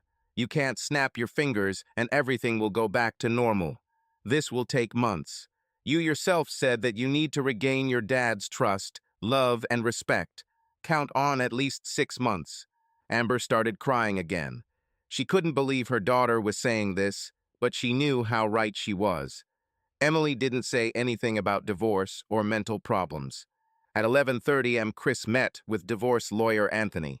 They tried to make out all the unpleasant details of what happened. As a divorce lawyer, Anthony had heard many similar stories, and this one was still quite mild, but he did not expect to hear such things about his friends. He had only met Amber a few times and was always impressed by her. He thought Chris had a very strong marriage. Chris, if you want me to help you, you have to tell me what you want. Anthony, I'm not sure. What I really wish I could do is take 3 days out of my wife's life. What does Amber want? Have you talked to her yet? No, we didn't have a serious conversation. Although she made it clear that it was a mistake and that she was sorry, I plan to talk to her tonight. I love her, but after everything I've seen, it will be difficult for me to be with her. She caused me pain that is difficult to describe. I can't trust her anymore. She lost some of her self-respect by allowing this to happen, which means she lost a lot of my respect as well. Chris, any judge will most likely order you to undergo couples therapy, and I advise you to do that too. I'll give you the contact of a good therapist. Her name is Dr. Rachel Millwood. Thank you. You should know that last night my wife confided in our eldest daughter, Emily. I'm sure it was inappropriate, but when I spoke to Emily this morning, she mentioned how remorseful Amber was and suggested that she might have a psychological imbalance. I agree, children shouldn't know about this. I encourage you to discuss this possible imbalance with Dr. Millwood. Anthony, thank you for your time. How much do I owe you? Chris, today is free. Lunch is at my expense. I hope things work out for you, and I look forward to seeing you and Amber at the next City Lawyers fundraiser. They shook hands and went their separate ways. Just as Chris was leaving Anthony, Amber was dating Lynn. Lynn, thank you for finding time for me. I'm going to tell you something that only 5 people know, so please keep it between us. Amber didn't know that Mike Sanders from Hilton already knew about this, possibly Chris's private investigators, and now Anthony Williams as well. I'm listening to you. Before you judge me for unprofessionalism, I immediately admit my guilt and am ready to accept any punishment, even dismissal. What are you even talking about? I had an affair with John Stevens. I don't know why. I've already asked Greg to take over his account because we can't have Stevens dealing with women. I asked Alice to run the department while I was gone. I need time to figure out my life. Amber, you're too smart for this. Did he force you? Blackmailed? I need to know why. Is this going on? If not, who ended the relationship? Who are the 5 people who know? I have many more questions. It's over. Looks like I finished it myself. He didn't force me. I'm not that smart. Those 5 are John and I, his wife, Chris, and my daughter, Emily. God, I'm so sorry. How did Chris know?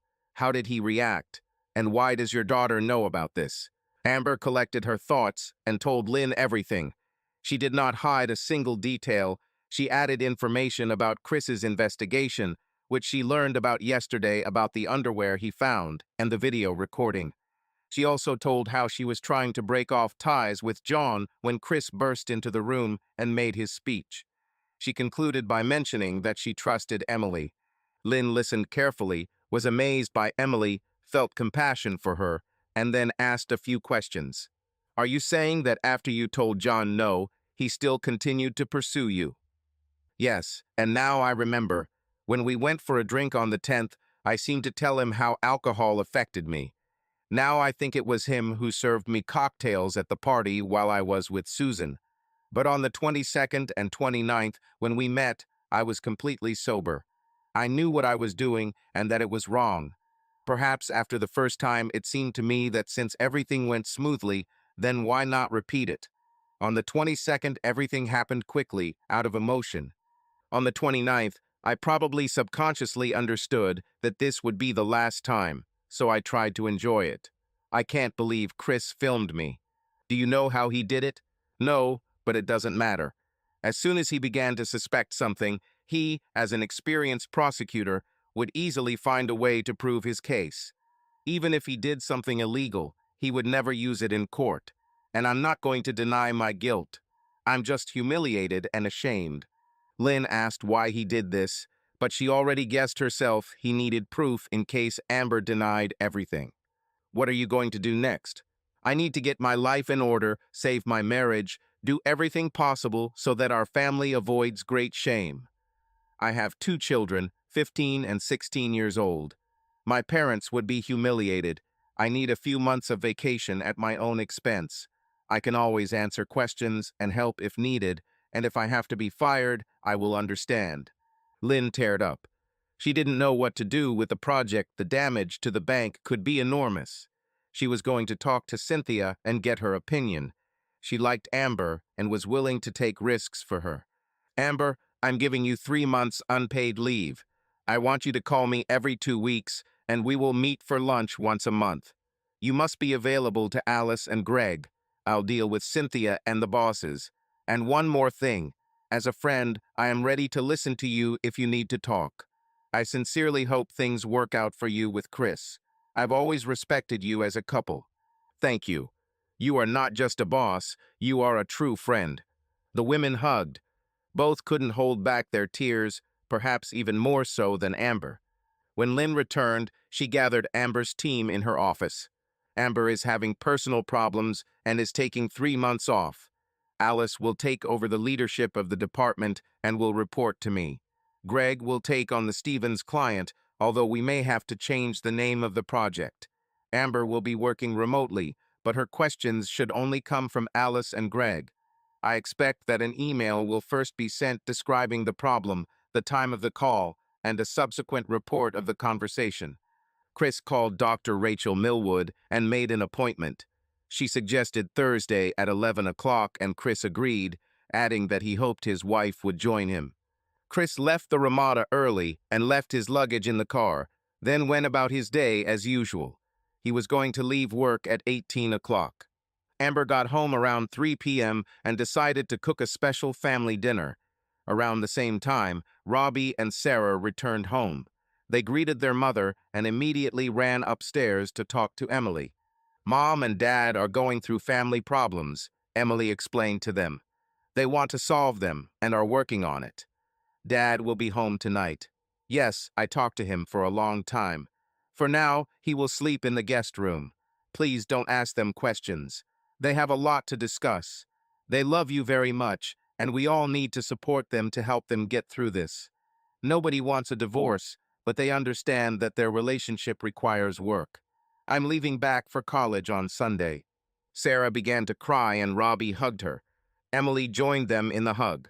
Can you tell us more? What's happened? Is there anything we can do to help? Asked Robbie. Emily felt proud of her brother. She decided to play a little trick. I can't tell you more. I know a little, but not everything. I talked to my mom yesterday and my dad today, and they both said almost the same thing. They love each other, but they need to sort out their relationship. I think they will seek help from a specialist. Emily didn't know for sure, but she hoped. The best we can do is love them and support them. Usually parents take care of children, but they raised us so that we can do this for them. We have a wonderful family, and I'm sure everything will work out in the end. They hugged again and cried a little.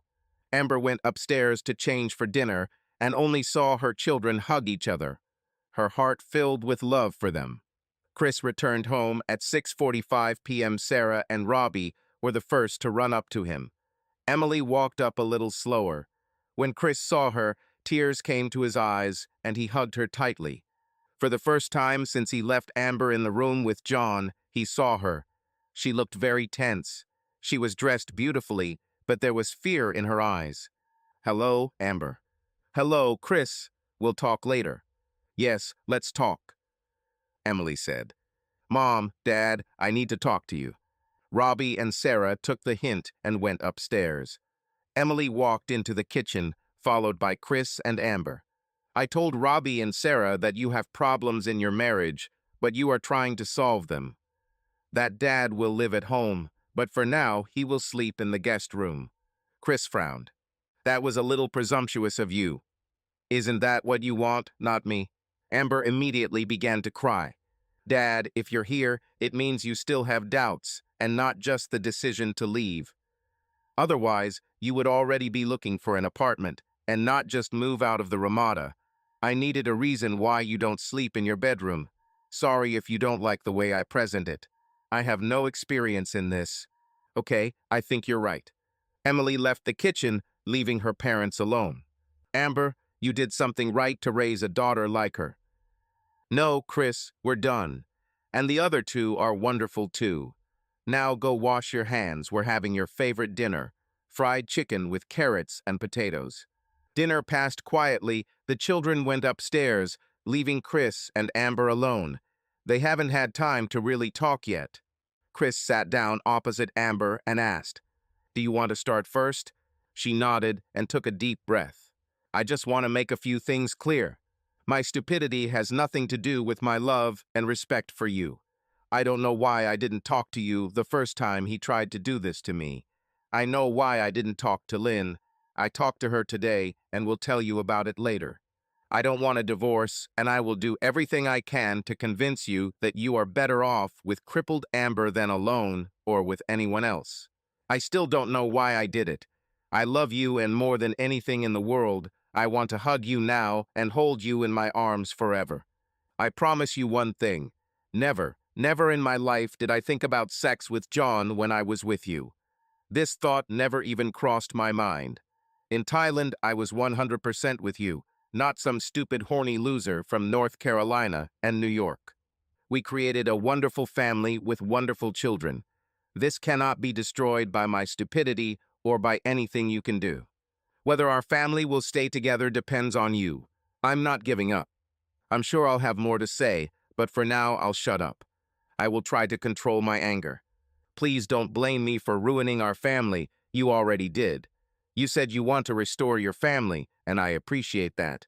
But the question I ask myself is, can I trust you? Do I respect you? Do I respect myself if I allow my wife to cuckold me without throwing her out the door? Today, I met with Anthony Williams. He said the judge would require us to see a marriage counselor and recommended Dr. Rachel Millwood. I've made an appointment with her for tomorrow. I hope you can take the day off and join. We both know that you need it more than I do. Please don't hug me or get close to me physically. I can't imagine ever being intimate with you again. You claim that when you were with me, you never thought about John. I can't imagine being with you and not seeing you with him in front of me. It was unbearably painful to watch you two. One more thing. When I discussed this with Emily, she suggested that you might have a mental disorder. Maybe you should see a psychiatrist. Amber cried all the time. Chris was right. It was she who destroyed the family. How could she be so thoughtless as to accuse Chris of wanting to destroy the family or not trying to restore it? She hurt him so much, and it hurt her even more. Why did he have to see this? Why didn't he stop them a week earlier? I'll go with you to a family psychologist.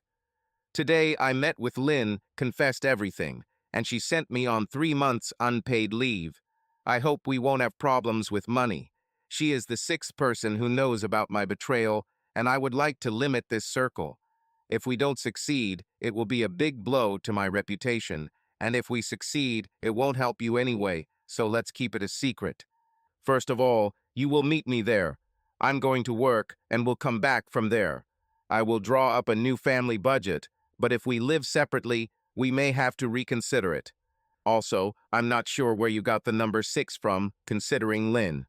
There's the two of us, Emily, John and his wife, Lynn, Anthony Williams, as some of my private investigators may have guessed, and Mike Sanders from Hilton.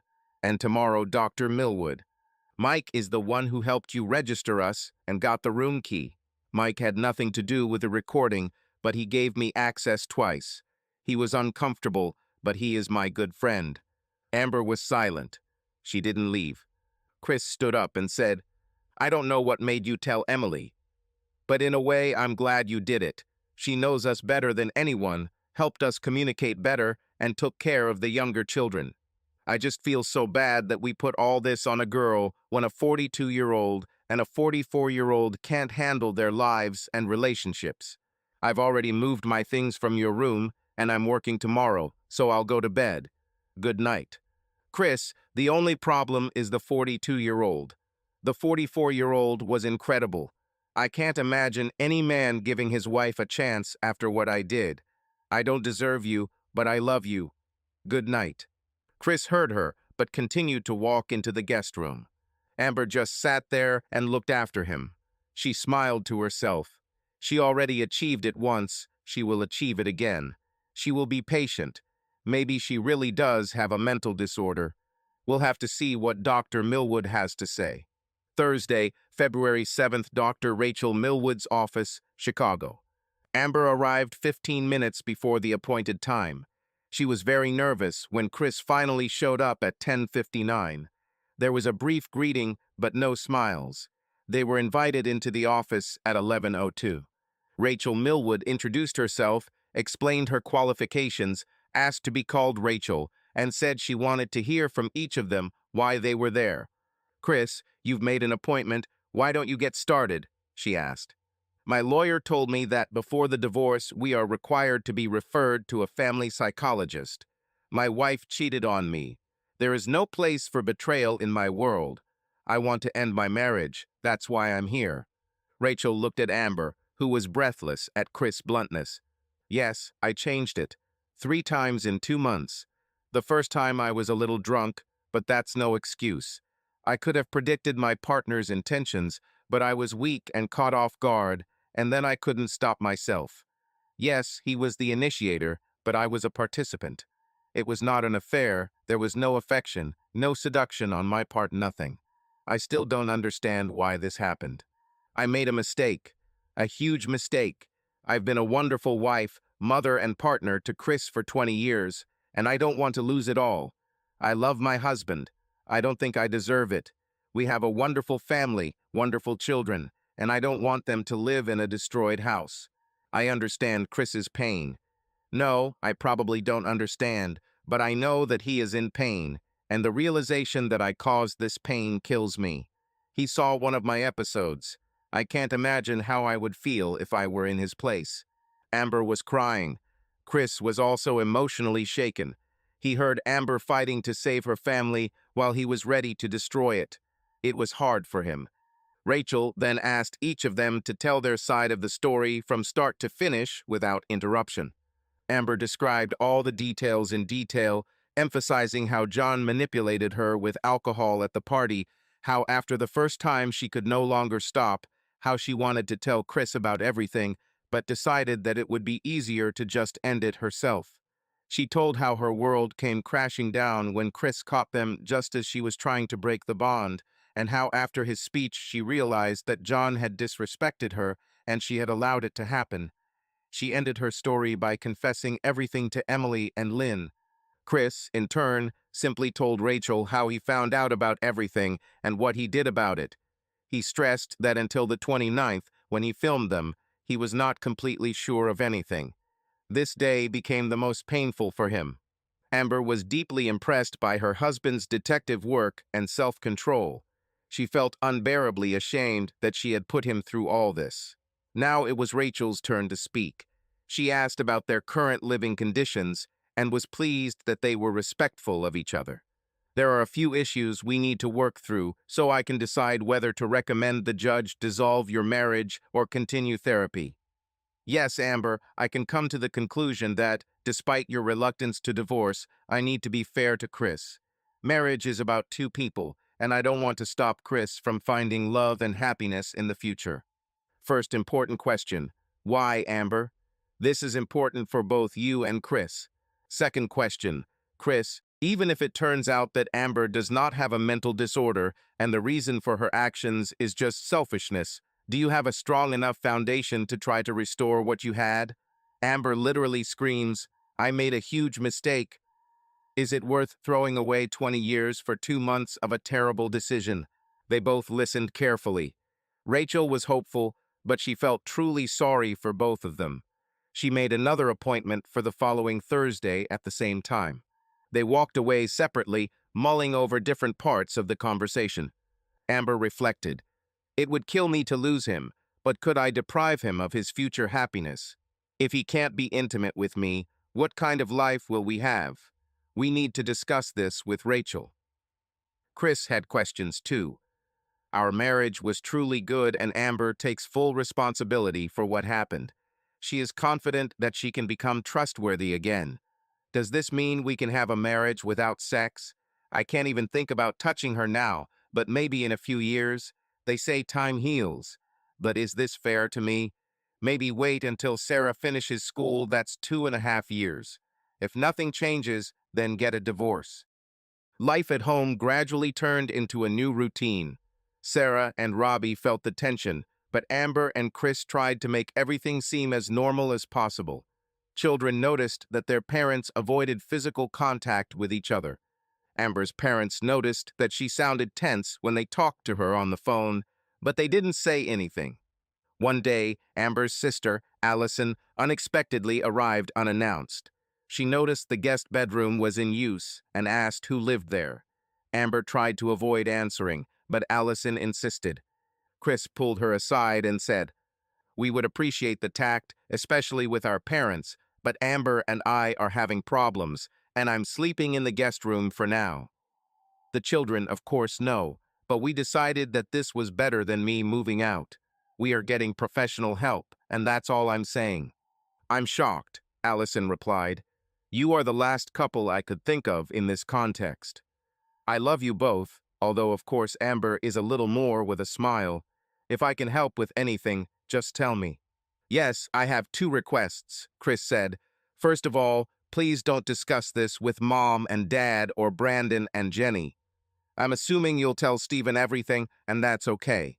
Secondly, please don't interrogate Amber. This is very difficult for her.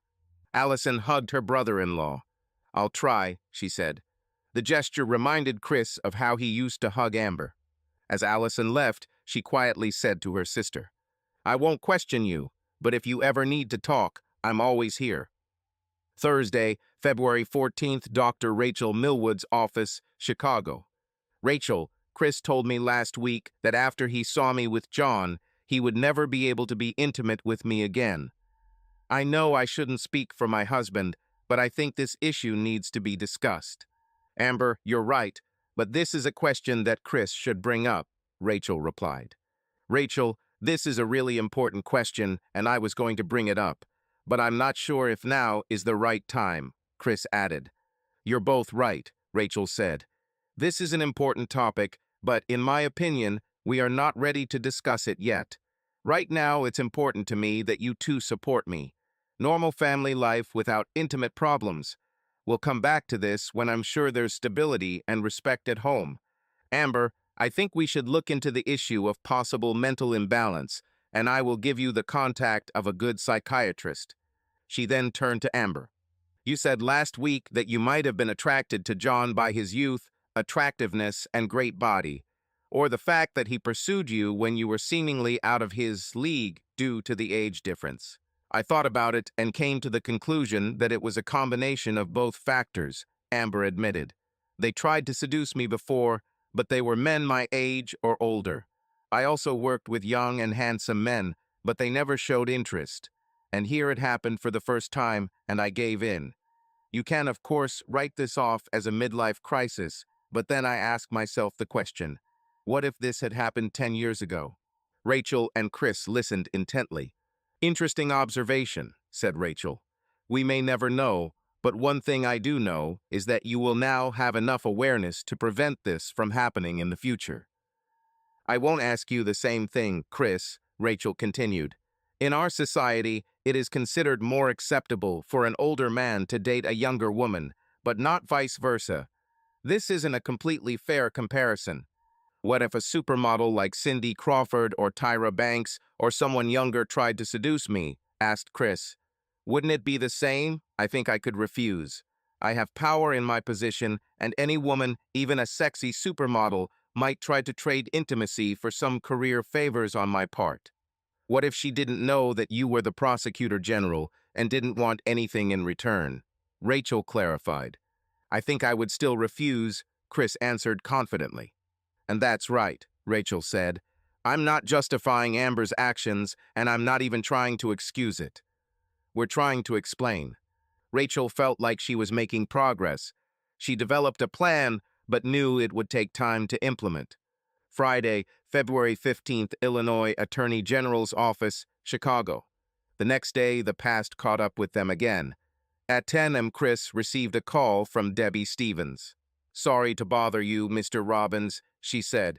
I know we already talked about 10 days ago, but you gave me your number and I wanted to compare our versions of events. I'm listening to you, Chris answered. John claims that he only once molested your wife while they were both drunk at a party, and the other 2 times she took the initiative. Of course, this does not change the essence, but are you familiar with this version of events? No, Chris answered calmly, but I guess we'll never know. All the truth. Version I've heard twice, first from my wife with John, and he agreed with her every word, is as follows. First time she got drunk and John was sober. Second time John created the situation in which they were both to blame. He seduced her, but she allowed this to happen because she was flattered by the attention of a young and attractive man. Third time. Unfortunately, I saw myself. I even have recording, if you're interested.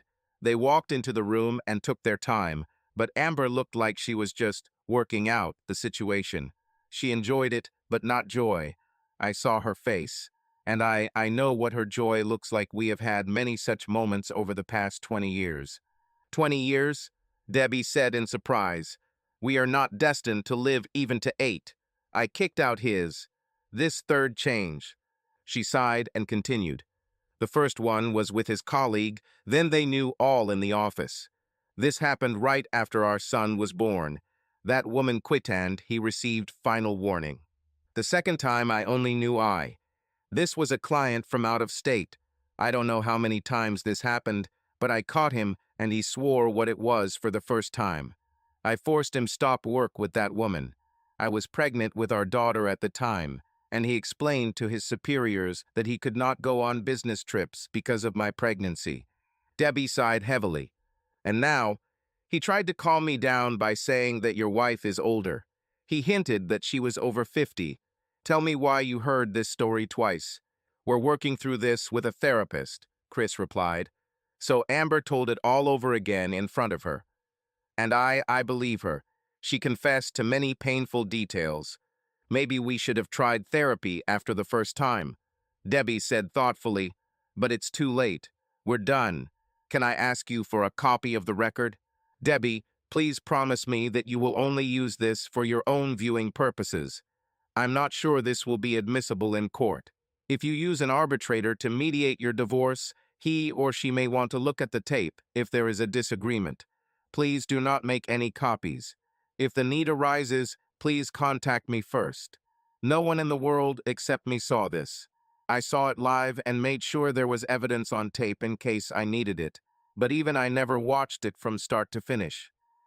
Okay, I'll give you my word. I wish you good luck in therapy. Is your wife still working? John was fired. This won't help me. He will have to pay alimony and child support. This really sucks. At least it forced me to get a job, and I was lucky enough to be able to return to my old company. I'm sorry for your problems. Amber has been placed on 3 months unpaid leave, but will need to do free counseling from home if she wants to keep her job. Good luck, Debbie. I'll send you the recording today. Goodbye. Goodbye, Mr. Robbins. Thank you and good luck to you and your family. Chris thought what a brave woman Debbie was. She has 2 small children, and she did not tolerate her husband's infidelity, so she kicked him out. Although, on the other hand, this was John's 3rd offense. Amber will never get 3 chances. The question is whether she will have the opportunity to get a second one, or is it already the end of the game?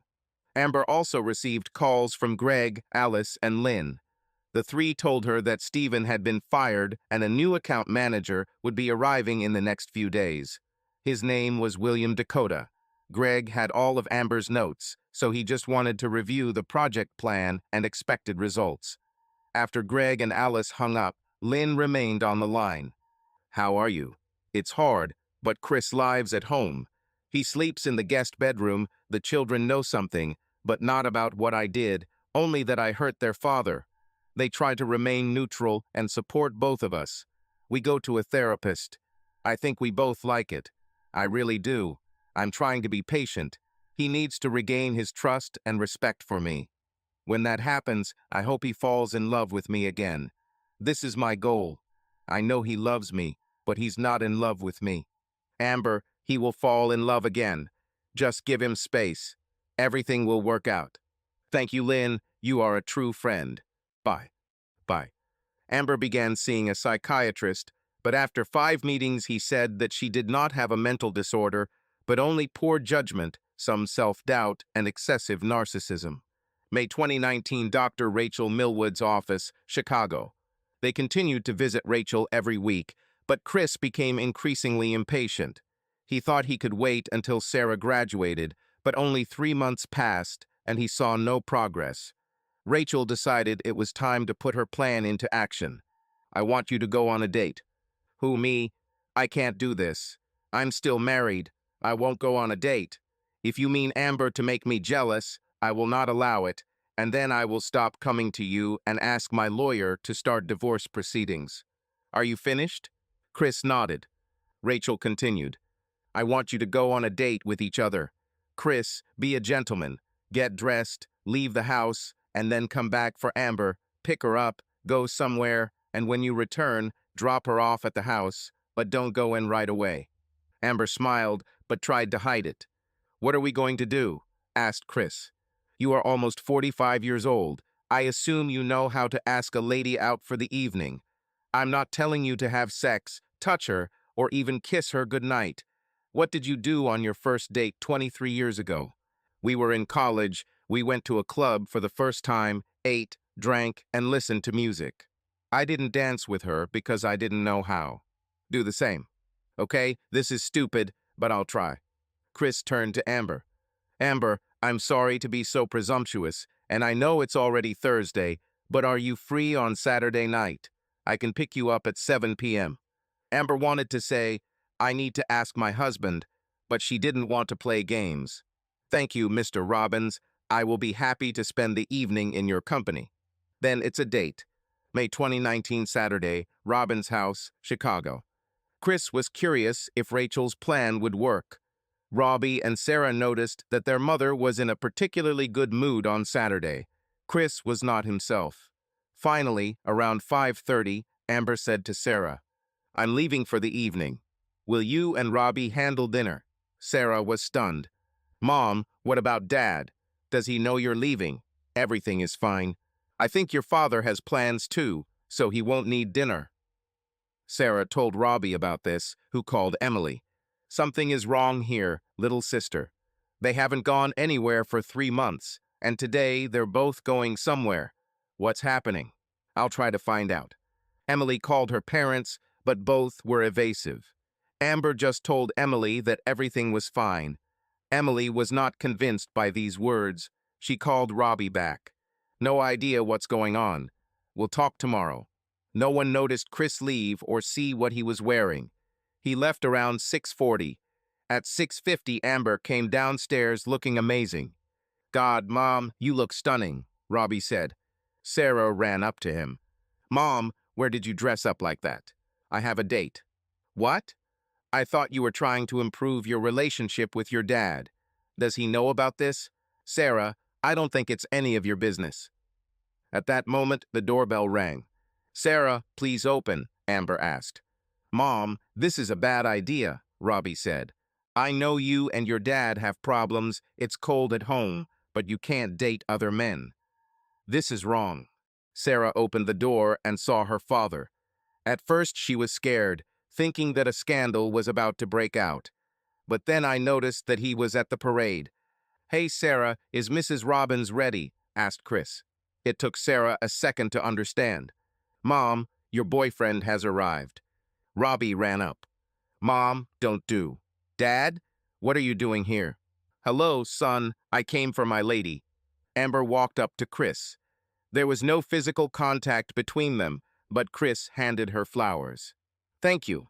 "Sarah, put them in the water." "Good night, guys." Robbie finally realized what was happening and tears welled up in his eyes. He hugged his sister and immediately called Emily to tell her everything. Chris took Amber to a very nice French restaurant. He tried to act as if it was their first date. Amber played along with him and pretended that they were divorced and she was meeting a new man in her life. She talked mainly about family, children, and her ex-husband. "Apparently, you haven't gotten over the breakup with him yet," Chris said. "This doesn't give me confidence that we can succeed." Amber frowned, but had no intention of giving up. "I made a mistake, a terrible mistake with my ex. I know I've lost him forever, and I'm sad for all of us. But if I am to be happy again, I would like to find a man like him. This means that I need to forget not only my ex, but also the ideal that he personified for me." Chris just looked at her. Tears welled up in his eyes. "It's funny, but you look a lot like my ex. This may be difficult for me to deal with."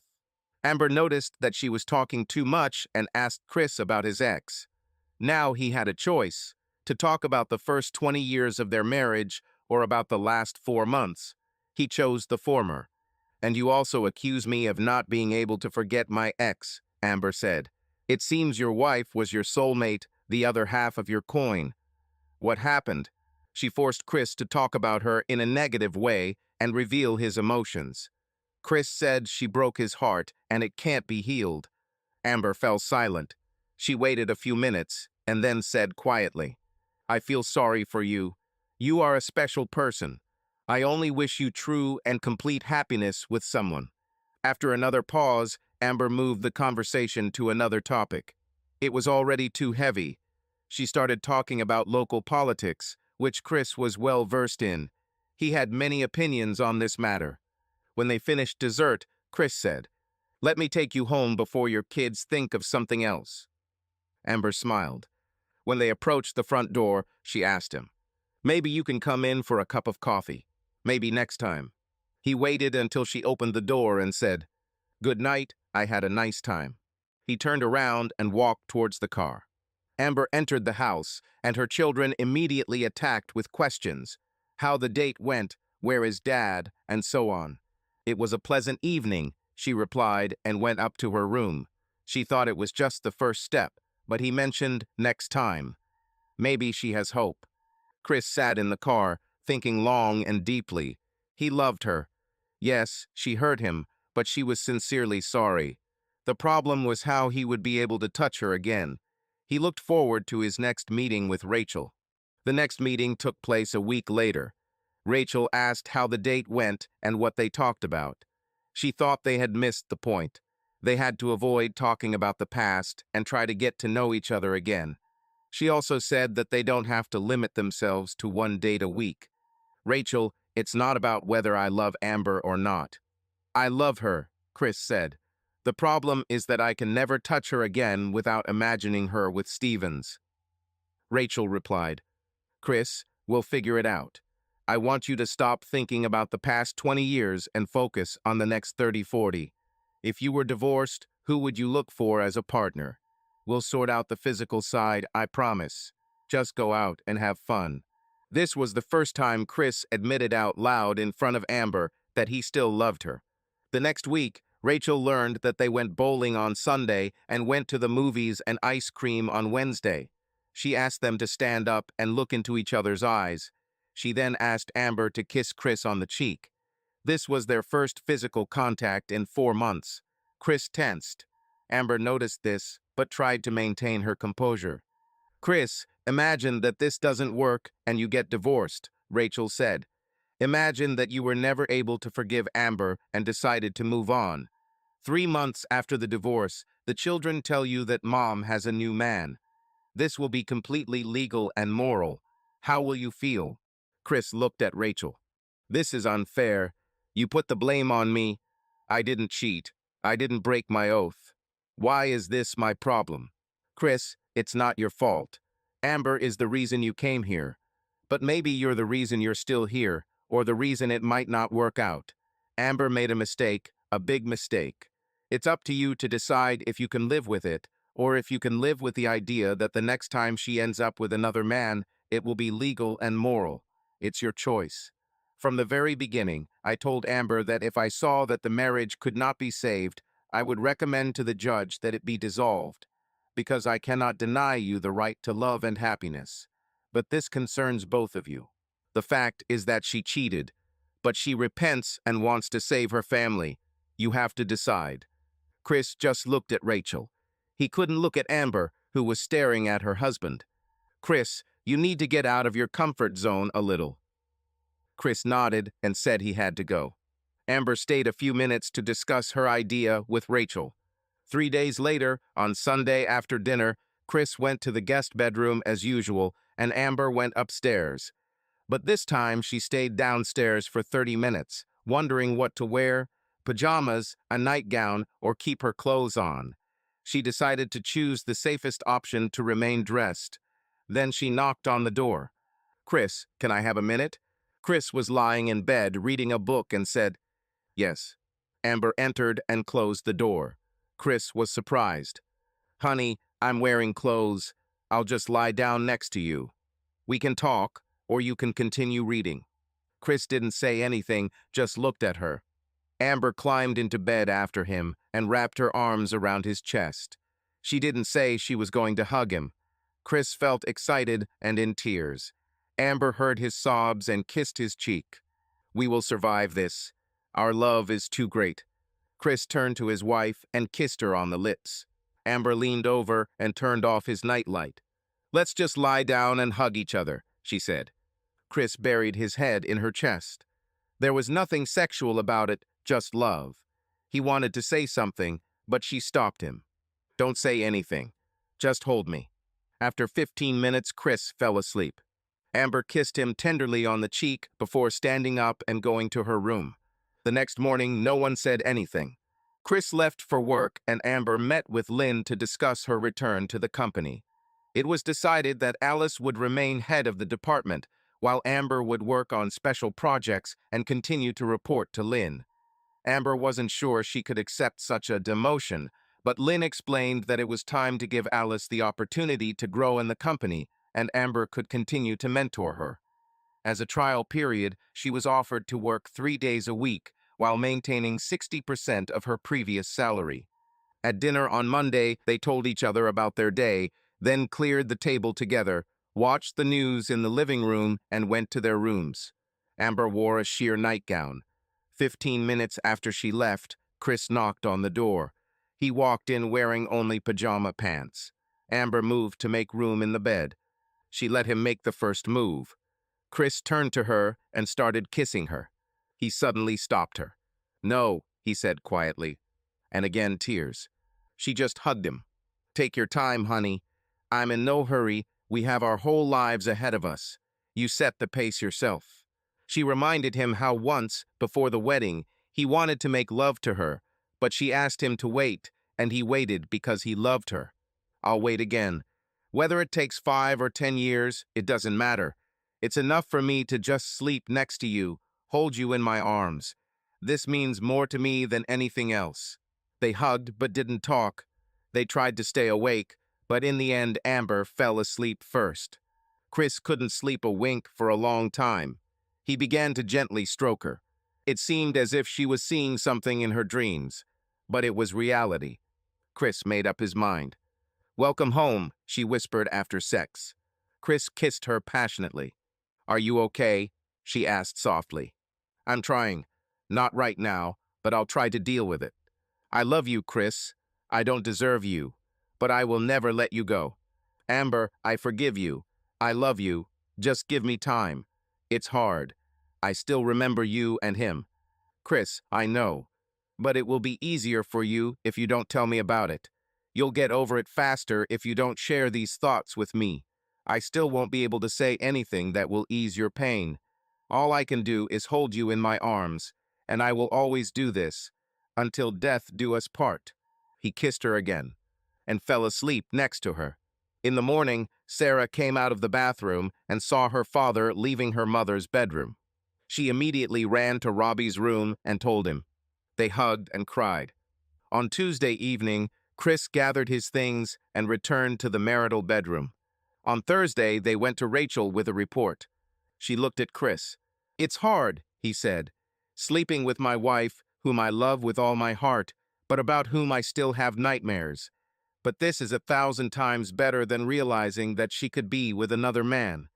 She made a mistake, stupid mistake, but I saw her face at that moment. There was no happiness there. They say time heals. Let's hope this is true." Rachel recommended that they continue biweekly therapy for another 2 months, and then, if all went well, schedule a follow-up appointment in 3 months. 2 years later, Amber received a new project. The situation was similar to the previous one. At 45, she still looked great. Her new colleague, Brian, was single. At the start of the project, they had dinner together, and he behaved completely correctly. Brian was young, only 28 years old. He just received his MBA. He told Amber that he had recently broken up with his girlfriend, whom he had been dating for 2 years. Amber asked how old she was. 33, Brian answered. Very young, she smiled. He said that the girl wanted to get married, but he was not ready for this. And before her, I had a short affair with a married woman, he admitted. Amber frowned. And what happened? Her husband found out, almost divorced her. She was young, 31 years old, and had a small child. Brian put his hand on Amber's arm. What about you? Any chance? Amber didn't even flinch. She looked at him and said coldly, "If you don't remove your fucking hand immediately, you'll have a bloody nose. And if you ever look at me inappropriately, I will hit you. If you even think of me as an object of desire, I will report you for sexual harassment, and your company will pay millions in compensation." Brian abruptly withdrew his hand. "Mrs. Robbins, I'm so sorry. You are a wonderful woman. I am not blind. You are a true professional, and I was wrong. I know that there are women, even married ones, who like younger men. I was overconfident. Please don't report this. I really need this job." "Brian, I'll report this. But I will point out that I agree to continue working with you on the condition. No physical contact, no glances, no conversations, or even thoughts. We have a corporate policy that requires me to report any potential incidents of harassment. We'll leave it at the potential level for now." The next day, she reported the incident to Lynn, who relayed the information to Brian's superiors. Brian was reprimanded, but Amber agreed to continue working with him and helping him with his professional development. She was sure he had learned his lesson. Amber was afraid to tell Chris about this. She thought it would rekindle his memories of John Stevens. But still, she decided. As expected, this was a trigger for Chris. He listened silently to her story and then asked one single question. "When is your next meeting with Brian?" "In 2 weeks, Amber answered, tensed slightly. "Fine. Take him to dinner." She nodded without asking any further questions. When the day of the meeting arrived, Brian behaved extremely correctly. He even looked scared in Amber's presence. They had dinner calmly and discussed work issues. And then Chris suddenly appeared. But he was not alone. He was accompanied by police officers from the district attorney's office. Chris walked up to their table, kissed his wife, and turned to Brian. He turned pale. "Never mess with a cop's wife," Chris said calmly. Brian panicked when he saw the police, but Chris interrupted his attempt to justify himself. "No need. I know Amber has already dealt with the situation, but I needed to make sure you understood everything." Brian swallowed hard and nodded. Amber felt incredible love and protection from her husband. It wasn't a matter of mistrust, he trusted her. He just wanted to show that he would always protect her. Subscribe to our channel so that your love doesn't cheat on you, and go ahead and listen to the next story, because this story is nothing compared to the next one. If you're under 18, don't even think click to the next one.